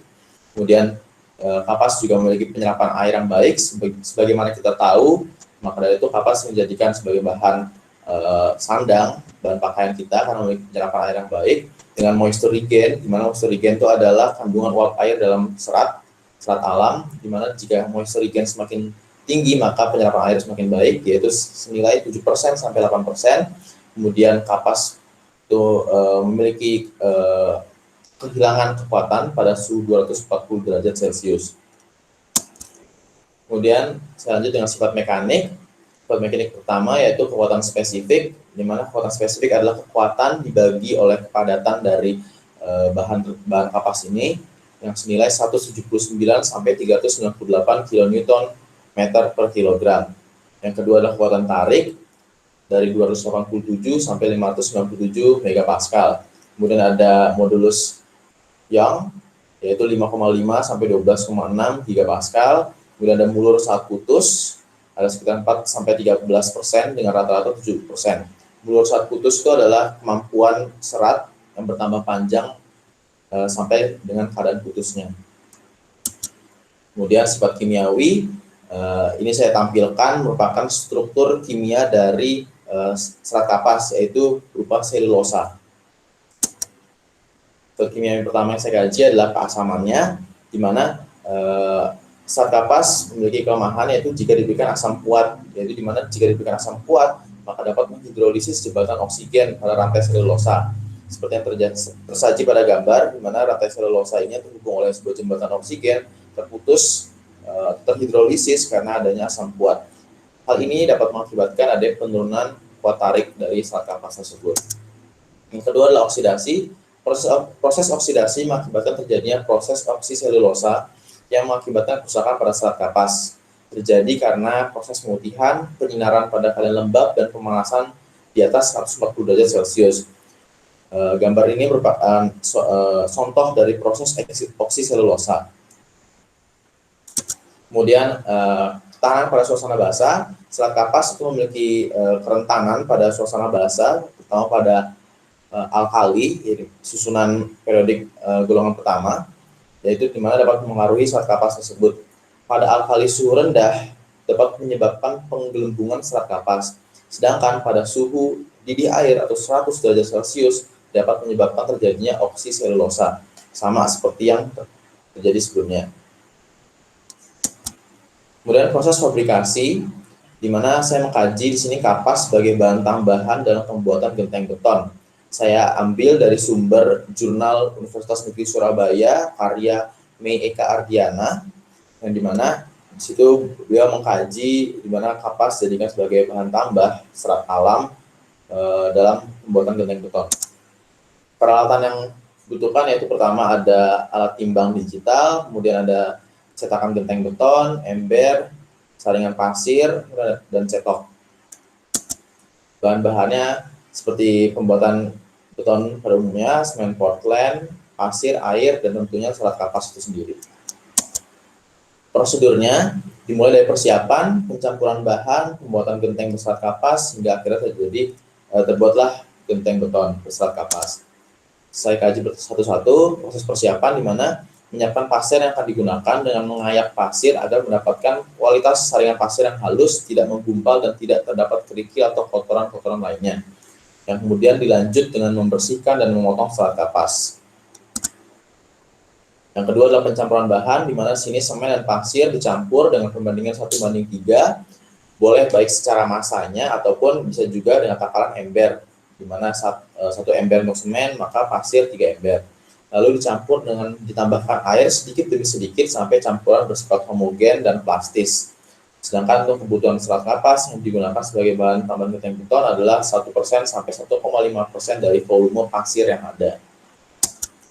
Pembuatan genteng beton berserat kapas, yaitu tuangkan adonan beton ke dalam cetakan genteng sampai setengah dari cetakan. Setelah setengah dari cetakan itu, tambahkan serat kapas dan susun serat kapas secara rapi.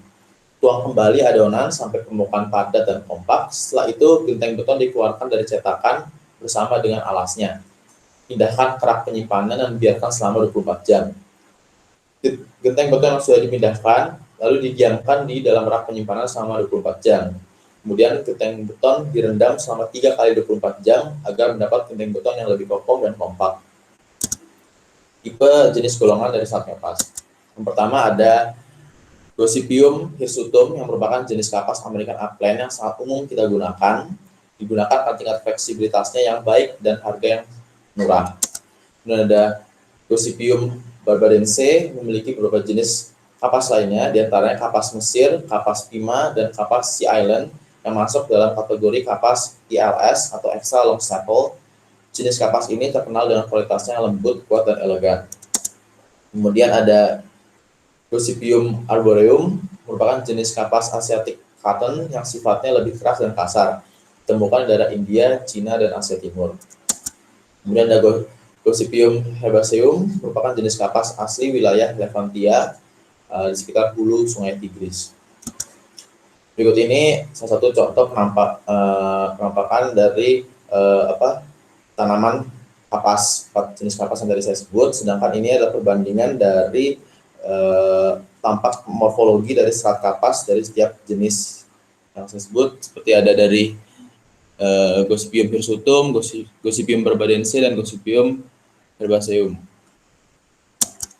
Penggunaan. Yang pertama, tentunya kapas dapat digunakan sebagai material tekstil, dan sebagai bahan baku pembuatan kain katun, benang, jaring ikan, dan lain-lain. Tapi dalam material konstruksi ini, kapas dapat digunakan untuk menambah kuat lentur dari genteng beton dan daya serap air dari genteng beton tersebut, sehingga menambah nilai fungsional pemakaiannya sebagai material atap bangunan, tapi tetap bernilai ekonomis. Berikut saya sajikan datanya berupa tabel, di mana saat persentase kapasnya 0%, beban lentur dari genteng betonnya adalah 1223 Newton, penyerapan airnya 1,59%, dan mengalami peningkatan seiring dengan penambahan persentase kapas. Kelebihan, saya menggunakan pembandingnya nilon. Kelebihannya, kapas merupakan serat alami, artinya serat kapas dapat mudah diurai, sedangkan nilon merupakan serat sintetis yang dibuat melalui reaksi kimia, artinya nilon akan sulit diurai. Kapas juga memiliki daya serap air yang baik, sehingga apabila ditambahkan sebagai bahan tambahan material konstruksi, dapat membantu nilai fungsional dari material konstruksi tersebut karena memiliki moisture regain sebesar 7% sampai 8,5%. Sedangkan nilon moisture regain-nya hanya sebesar 4%. Keduanya memiliki persamaan, yaitu mengalami kehilangan kekuatan, yaitu di sekitar 240 derajat Celcius. Kekurangan. Kapas memiliki kuat tarik yang lebih rendah dibandingkan nilon, yaitu 4 gram per denier, sedangkan nilon 8,8 gram per denier. Kemudian kapas hanya memiliki persentase mulur 7%, sedangkan nilon 22%. Kapas mudah mengalami kerutan, nilon tahan terhadap kerutan. Kapas tidak tahan terhadap basah, sedangkan nilon tahan terhadap kondisi basah, bahkan kondisi basah kuat sekalipun. Kesamaannya yaitu sama-sama tidak kuat terhadap reaksi dari asam kuat yang dapat menyebabkan terjadinya proses kimia lebih lanjut. Material alternatif yang pertama ada serat mendong dan serat serabut kelapa. Serat mendong merupakan serat alami yang memiliki kandungan selulosa, hemiselulosa, dan lignin dalam seratnya. Selulosa berperan terhadap kekuatan dan kekakuan serat mendong. Sementara itu, hemiselulosa berperan terhadap penyerapan, kelembapan, dan penurunan panas dalam serat. Akan tetapi, serat mendong akan mengalami degradasi ketahanan panas yang mengakibatkan hilangnya massa pada suhu 250 derajat Celcius. Berikut ini saya sajikan data sifat mekanis sekaligus sifat fisik dari serat mendong, di mana densitas 0,892, kemudian modulus Youngnya 17,4, kekuatan tariknya 452 megapascal, kekuatan spesifiknya 507 kN meter per kilogram. Berikut ini contoh dari serat mendong. Kemudian ada serat serabut kelapa. Serat serabut kelapa merupakan serat alami yang memiliki kandungan selulosa dan lignin. Kandungan selulosa pada serat menyebabkan serat memiliki sifat absorpsi yang baik, akan tetapi serabut kelapa memiliki ketahanan terhadap panas yang rendah.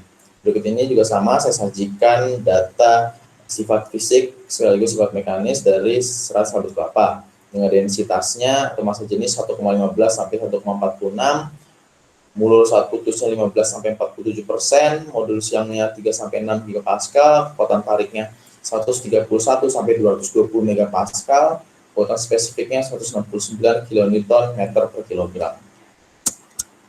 Berikut ini adalah gambar dari serat serabut kelapa. Terima kasih, sekian. Saya kembalikan kepada moderator.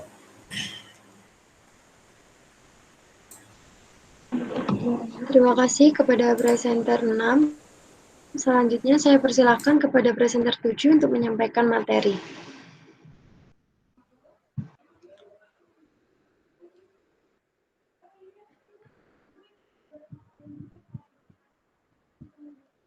Ya, sebelumnya Assalamualaikum warahmatullahi wabarakatuh.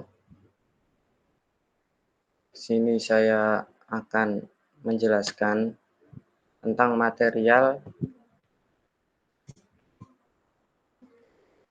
superplasticizer. Superplasticizer juga dikenal sebagai Pickering water reducers adalah aditif yang digunakan dalam pembuatan beton berkekuatan tinggi. Yang pertama, riwayat perkembangan superplasticizer.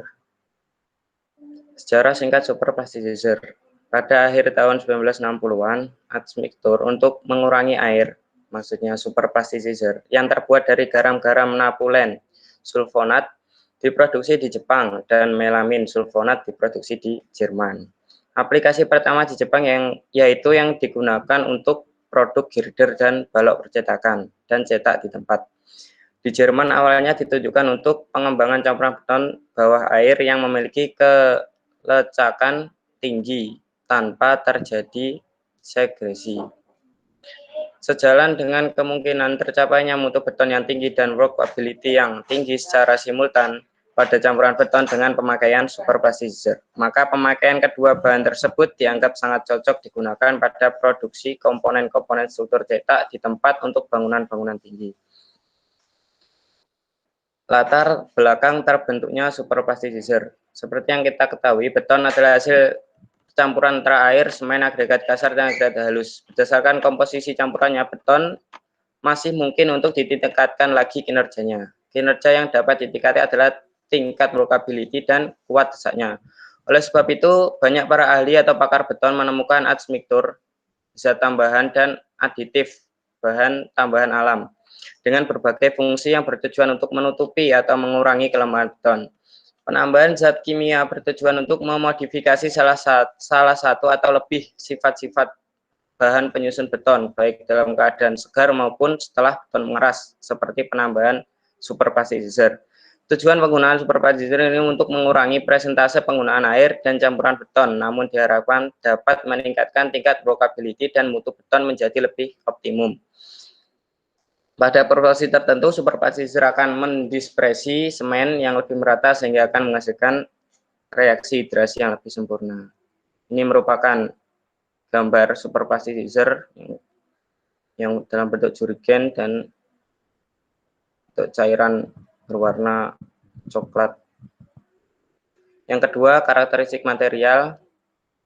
Pertama, sifat fisik, ada admiturnya ada LS, PNS, PMS, dan PCE, itu semua adalah merek dari superplastic scissor. Yang pertama ada solid contact atau kepadatan, di mana LS 40,1%, PNS 39,6%, PMS 41,9%, PCE 40,9%.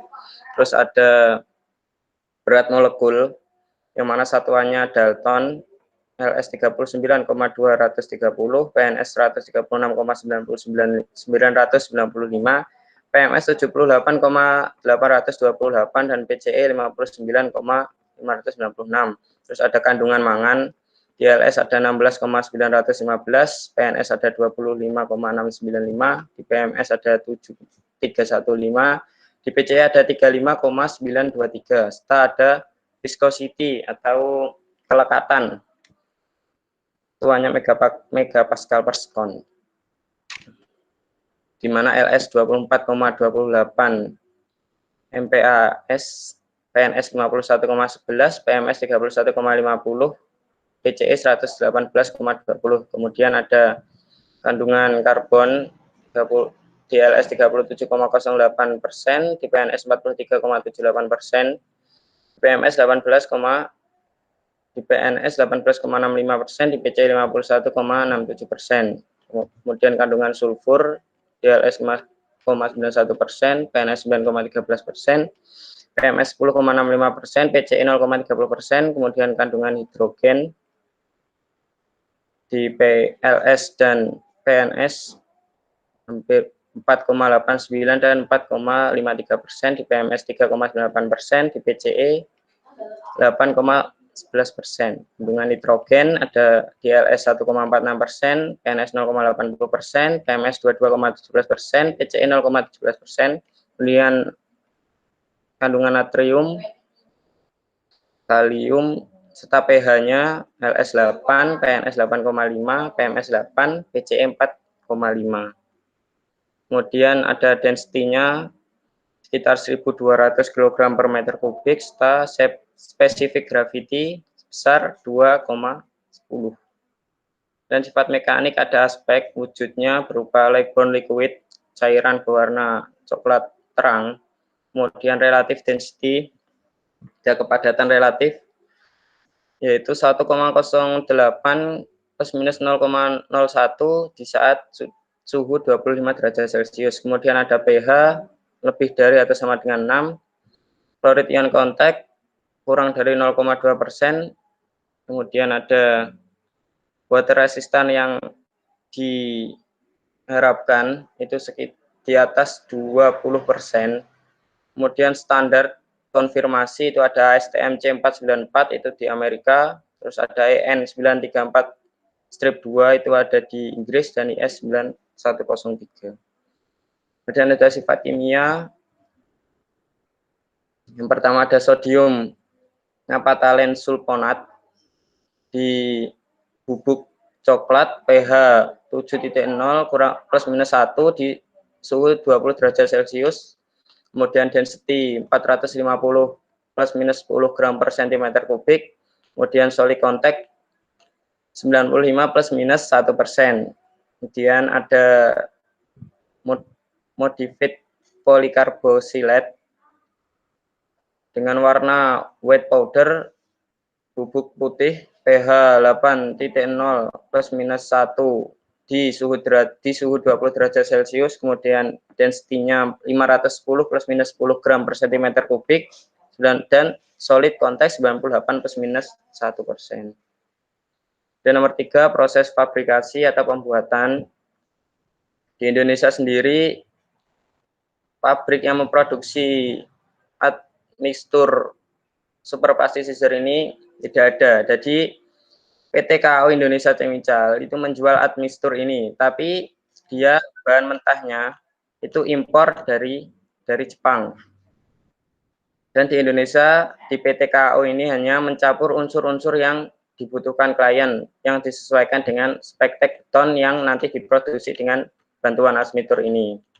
Dan PT KAO Indonesia Chemical menjual admixture ini dalam skala ukuran seperti drum, tank rolly, dan kontainer kecil-kecilan. Namun perusahaan ini juga tidak hanya menjual produk, tapi juga melakukan uji coba terlebih dahulu sesuai spek beton yang dibutuhkan customer. Yang nomor 4 ada tipe atau jenis atau golongan. Superplasticizer adalah polimer linier yang mengandung sulfonit acid atau asam sulfonat yang secara umum terbagi menjadi 4 jenis atau 4 kelompok. Yang pertama ada sulfonat melamin, formaldehyde condensates atau SMF. Yang kedua ada sulfonat naphthalene formaldehyde condensate atau SNF. Yang ketiga ada modified lignosulfonates atau MLS. Yang keempat ada polycarboxylate derivatives, misal jenis polycarbonic ether atau PCE. Kemudian yang kelima ada penggunaan superplasticizer. Yang pertama itu untuk mencapai posisi pengecoran yang sulit, melakukan pemadatan dengan vibrator karena dapat menghasilkan beton segar yang dapat mengalir dengan lebih baik dengan slump hingga 23 cm. Yang kedua, menghasilkan beton mutu tinggi dengan mengurangi air sehingga faktor air semen yang merupakan faktor utama penentu mutu beton dapat diminimalkan sekecil mungkin sehingga hanya air yang diperlukan untuk reaksi hidrasi semen saja yang digunakan.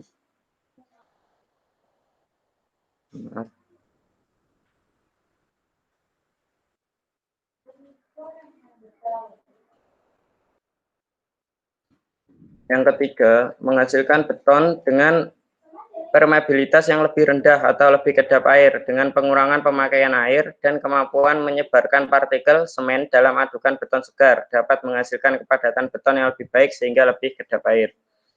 Yang keempat, menghasilkan beton yang setara mutunya dengan faktor air semen yang lebih kecil sehingga pemakaian semen menjadi lebih sedikit, namun pemakaian untuk tujuan ini tidak terlalu sering digunakan karena jumlah semen minimum yang disarankan untuk beton tertentu harus dipenuhi. Yang keenam, kelebihan superplasticizer.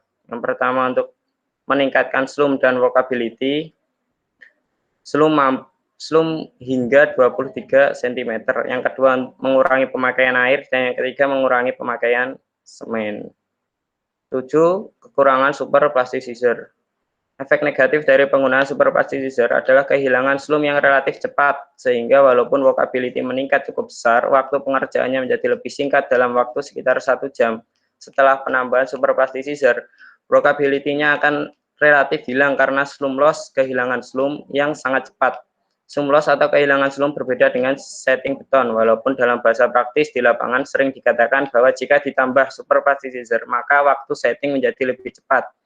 Sebenarnya waktu settingnya tidak menjadi lebih cepat, namun karena penurunan nilai slump, kehilangan slump yang relatif cepat secara visual dan pengerjaannya menimbulkan kesan bahwa beton sudah mengeras dalam arti memasuki masa setting. Yang ke-8 ada material alternatif. Yang pertama ada water reducing admixtures, yang mana bahan tambah yang mengurangi air pencampur yang diperlukan untuk menghasilkan beton dengan konsistensi tertentu. Keunggulan tipe A water reducing admixture ini yang pertama mengurangi kadar air yang dengan tidak mengurangi semen dan slump. Yang kedua meningkatkan slump dengan tidak mengurangi semen dan kadar air yang digunakan. Yang ketiga mengurangi semen yang digunakan dengan tidak mengurangi slump dan kadar air. Kurangan dari tipe A water reducing admixtures ini adalah hanya mengurangi pemakaian air sekitar 5–12% dari pemakaian pada desain mix beton normal.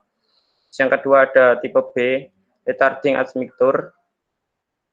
Bahan tambah dengan fungsi retarding digunakan dengan tujuan utama menunda waktu inisial dan final setting dari adukan beton segar dan mempertahankan workability beton pada cuaca panas. Efek dari penggunaan retarding admixture yang perlu diwaspadai antara lain, yang pertama, beberapa retarder mempunyai sifat menimbulkan gelembung udara dalam beton. Yang kedua, beberapa retarder menyebabkan kehilangan slump yang lebih cepat walaupun menyebabkan waktu setting yang lebih lambat.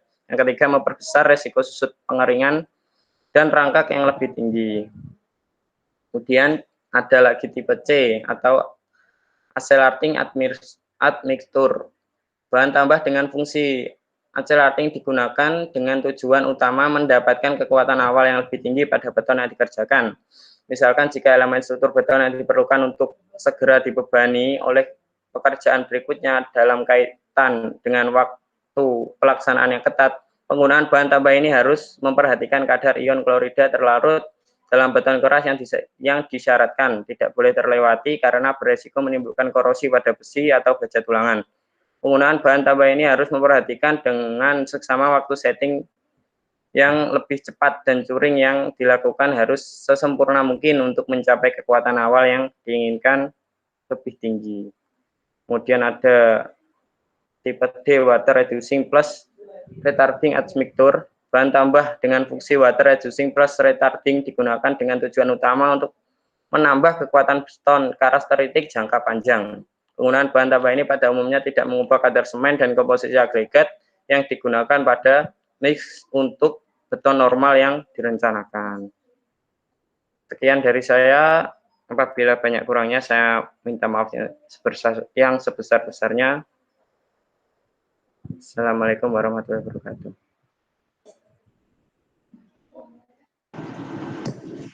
Baik, terima kasih kepada presenter 7. Selanjutnya saya persilahkan kepada presenter 8 untuk menyampaikan materi.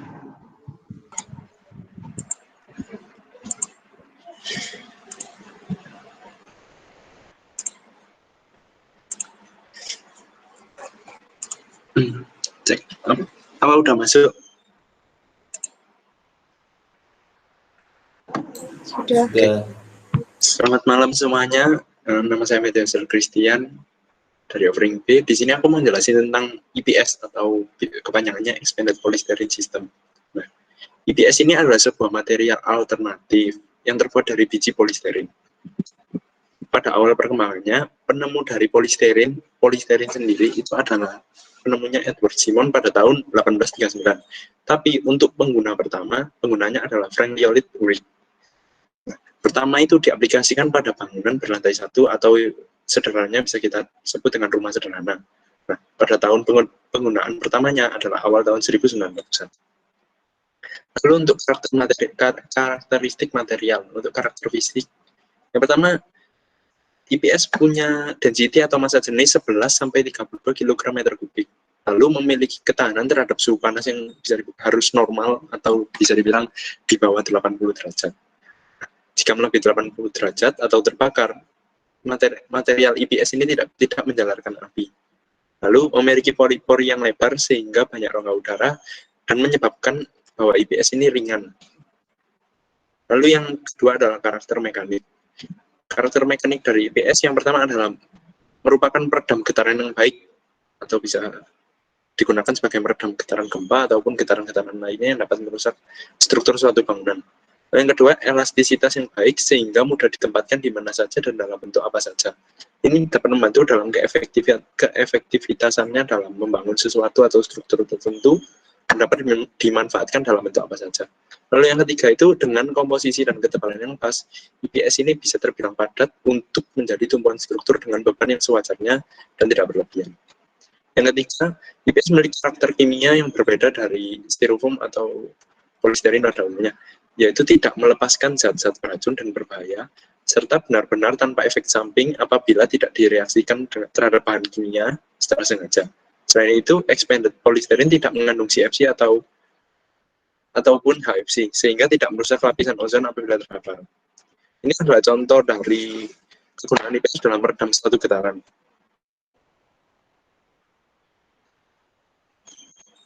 Lalu pada proses pembuatan EPS, secara garis besar ada 6 proses. Yang pertama polimerisasi, lalu ekspansi dan stabilisasi, injeksi material, penggabungan, pendinginan dan pengeringan, lalu yang terakhir pemotongan. Untuk yang pertama, tahap polimerisasi, sebelum dicetak EPS itu akan dicampur. Jadi pada proses ini, EPS itu hanya dicampur dengan gas pentana tanpa dilakukan proses apapun. Jadi hanya dicampur. Tujuan dari pencampuran ini agar butiran-butiran atau biji-biji dari polistiren tadi dapat mengembang 50-80 besar. Lalu yang kedua adalah tahap ekspansi atau stabilisasi. Pada tahap ini itu butiran yang sudah dicampur tadi dikembangkan dengan tekanan, suhu, dan waktu yang diperlukan. Proses ini mirip dengan pembuatan popcorn. Lalu yang ketiga adalah tahap injeksi material. merupakan tahap pembentukan gabus menjadi bentuk yang diinginkan. Pada proses ini kita itu perlu cetakan yang diinginkan untuk mendapat gabus yang diinginkan. Yang ketiga adalah tahap penggabungan. Penggabungan ini dapat menggunakan metode vakum atau pembuangan gas disertai dengan suhu tinggi agar butiran-butiran dari IPS tadi dapat merekat dengan rapi dan presisi dan dapat dimanfaatkan membentuk sebuah kesatuan. Lalu selanjutnya adalah proses pendinginan dan pengeringan. Setelah melalui 4 proses yang tadi, IPS ini memiliki kelembapan atau mengandung uap air dengan kadar yang cukup tinggi sehingga perlu dikeringkan. Nah, metode yang digunakan ini biasanya adalah pengeringan secara langsung atau menggunakan sirkulasi udara dalam suatu ruangan. Yang terakhir adalah pemotongan. Pada pembuatan IPS balok biasanya akan diikuti pemotongan dengan menggunakan alat pemotong dan menggunakan suhu yang tinggi. Tujuan dari penggunaan suhu yang tinggi ini adalah agar dapat menciptakan IPS berbentuk balok yang rapi dan juga presisi serta lebih bagus. Untuk tipe, jenis, atau golongan, sejatinya IPS atau Expanded Polystyrene System ini termasuk jenis styrofoam atau yang lebih spesifiknya kita sebut dengan polistiren. Pada pengolahan plastik biasanya IPS masuk pada golongan 6 atau polistiren. Ini adalah contoh gambar dari IPS dan kita sering menjumpainya. Namun beda untuk IPS pada bangunan, itu terdapat proses fabrikasi sendiri dan menyebabkan struktur dan kandungan serta ketahanan material dari IPS yang digunakan untuk bangunan itu lebih bagus.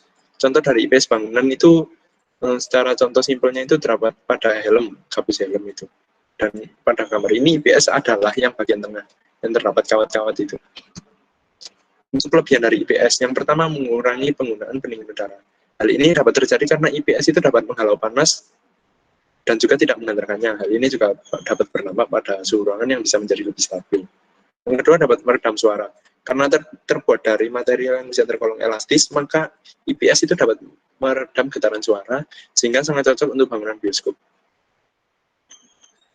Yang ketiga, pengaplikasian yang mudah dan tidak mengeluarkan banyak biaya. Karena terdapat banyak rongga udara dan membuat bobotnya ringan, IPS ini dapat dipasang di proses instalasinya itu lebih cepat dan tidak memerlukan banyak orang dibanding dengan material serupa seperti batu bata. Lalu, polistiren ini juga bisa dibilang lebih murah dari material serupa dengan fungsi yang sama. Lalu yang keempat, dapat didaur ulang atau digunakan ulang. Karena termasuk material yang ringan, maka IPS ini mudah dibongkar. Nah, karena mudah dibongkar, bekas dari pembongkaran tersebut dapat didaur ulang ataupun digunakan ulang pada proyek yang baru. Nah, untuk kekurangannya, karena IPS ini bisa kita tahu bahwa itu adalah semacam styrofoam, maka IPS untuk bangunan tidak bisa digunakan untuk lapisan terluar dalam suatu panel, karena sifatnya itu mudah tergores. Nah, karena mudah tergores, apabila ditaruh pada permukaan suatu panel, IPS ini akan tergores dan itu akan mempengaruhi ketahanan dan juga kualitas dari IPS itu sendiri. Yang kedua, mudah leleh. Di atas suhu 80 derajat, maka IPS ini akan mudah leleh atau terkena sumber api lainnya. Tapi IPS yang meleleh ini tidak akan menjalarkan api sehingga bisa meminimalisir kebakaran. Lalu yang terakhir, material alternatif. Pada dasarnya IPS ini merupakan material alternatif seperti yang tadi disampaikan pertama. Itu adalah material alternatif pengganti dari batu bata yang memiliki fungsi dan struktur yang serupa.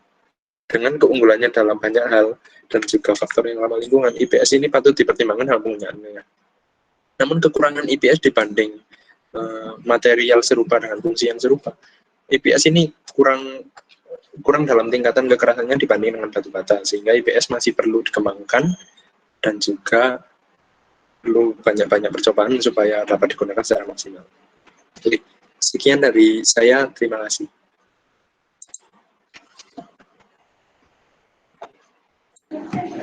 Terima kasih kepada presenter 8. Baik, sesi tanya jawab dibuka kembali. Bagi teman-teman yang ingin bertanya, dapat menuliskan nama dan skor NIM pada kolom komentar.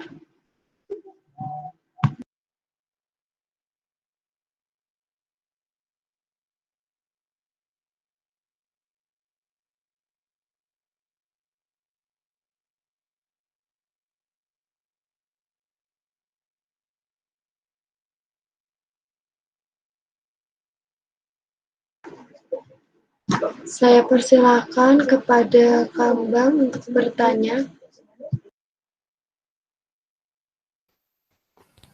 Baik, terima kasih untuk moderator atas kesempatannya. Saya izin bertanya kepada Dika. Ya, tadi kamu menjelaskan bahwa di penggunaan kapas tadi dalam dunia konstruksi, kamu menjelaskan sebagai material campuran pembuatan beton. Nah, selain pemanfaatan itu, apakah ada pemanfaatan yang lain? Lalu yang kedua, dalam kelebihan dan kekurangan tadi, kamu juga menyebutkan pembandingnya merupakan nilon. Mengapa menggunakan pembanding nilon? Ya, terima kasih. Mohon dijawab. Terima kasih atas pertanyaannya. Bagi Saudara Made bisa langsung menanggapi atau... Ya, terima kasih atas pertanyaannya, Kambang.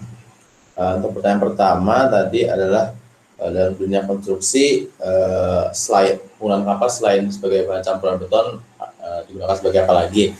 Nah, sejauh pencarian saya, sejauh pengetahuan saya, sejauh ini karena inovasi kapas dalam dunia konstruksi Indonesia itu masih minim dan masih belum diproduksi secara massal dan belum dikomersilkan dan hanya baru berupa penelitian, sejauh ini baru dimanfaatkan sebagai campuran beton dengan modifikasinya seperti genteng beton dan lain-lain.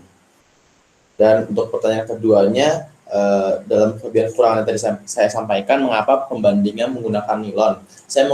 Saya menggunakan dua aspek di situ, yaitu aspek fungsinya sebagai material tekstil dan juga sebagai material bahan tambahan konstruksi, di mana kapas dan nilon ini sama-sama dapat digunakan sebagai material tekstil, kan bisa digunakan dijadikan sebagai kain dan segala macamnya.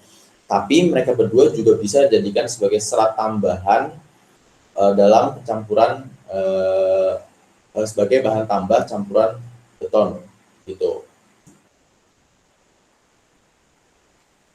Ya. Baik, apakah Saudara Kambang sudah jelas penjelasan dari Made? Ya, jelas. Tapi saya memiliki pertanyaan lagi. Untuk pembanding, apakah ini untuk material tekstil ya? Apakah tidak ada material lain selain nilon? Apa harus nilon gitu?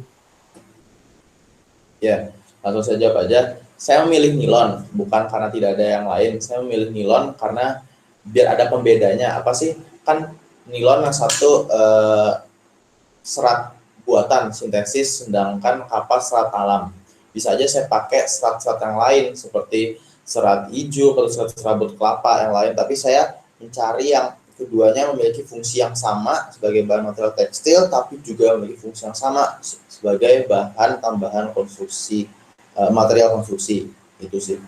Saya milih nilon bukan karena nggak ada pilihan lain, tapi saya karena memilih nilon aja. Baik, terima kasih untuk Dika atas jawabannya.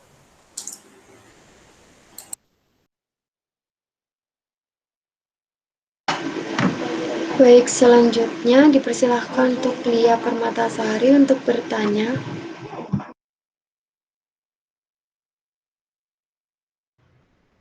Baik, terima kasih kepada moderator. Saya ingin bertanya kepada Lirik Nabila.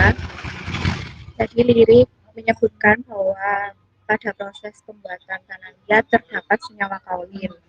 Apa pengaruh senyawa kaolin pada proses pembuatan genteng tanah liat? Terima kasih.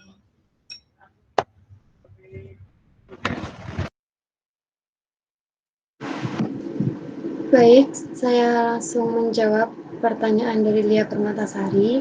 Sebelumnya terima kasih atas pertanyaannya. Senyawa kaolin sendiri adalah suatu bahan yang tersusun dari tanah lempung berkualitas tinggi. Komposisi atau campuran tanah lempung dan kaolin ini dapat meningkatkan kekerasan pada pembuatan genteng, sehingga kandungan tersebut sangat penting dalam pembuatan genteng tersebut. Sekian. Apakah ada sanggahan atau pendapat lain? Sudah jelas, terima kasih. Baik, selanjutnya Saya persilahkan kepada Longden untuk bertanya.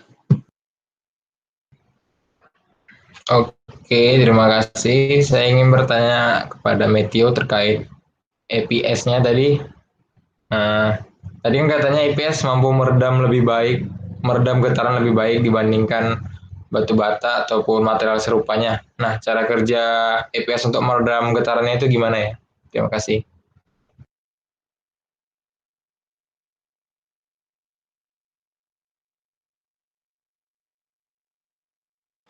Ini langsung berjawab ya.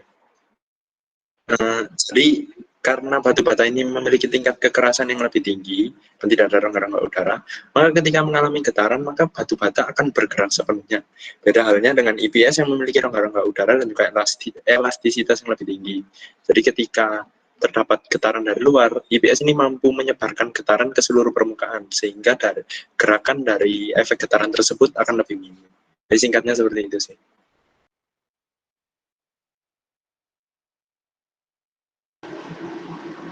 Baik, kepada Saudara Longden, apakah ada sanggahan atau pendapat lain? Bisa sih, oke. Jawabannya saya terima. Baik, selanjutnya kepada Saudara Lukman Andriansyah bisa menyampaikan pertanyaannya. Ya, saya akan menanyakan materi yang disampaikan dari Alfian. Jadi kan tadi materinya super plasticizer. Itu kan merupakan campuran penguat beton. Itu kan berbentuk cair. Apakah itu nanti bila tidak berbahaya bila terkena kulit cairan tersebut? Sekian, terima kasih.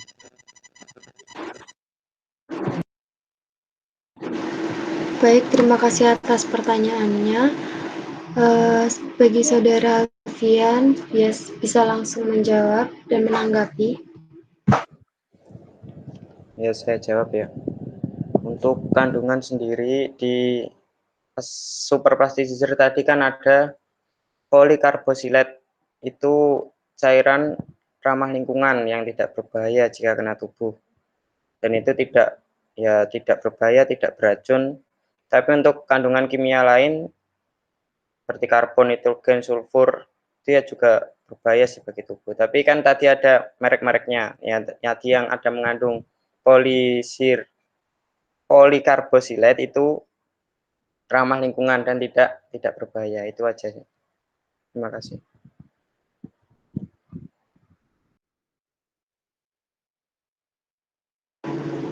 Baik, apakah Saudara Lukman sudah jelas? Sudah, terima kasih.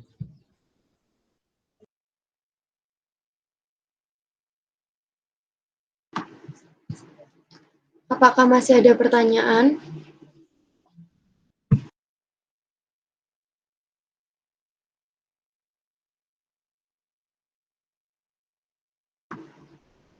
Jika tidak ada, sampailah kita pada penghujung acara diskusi pada malam hari ini.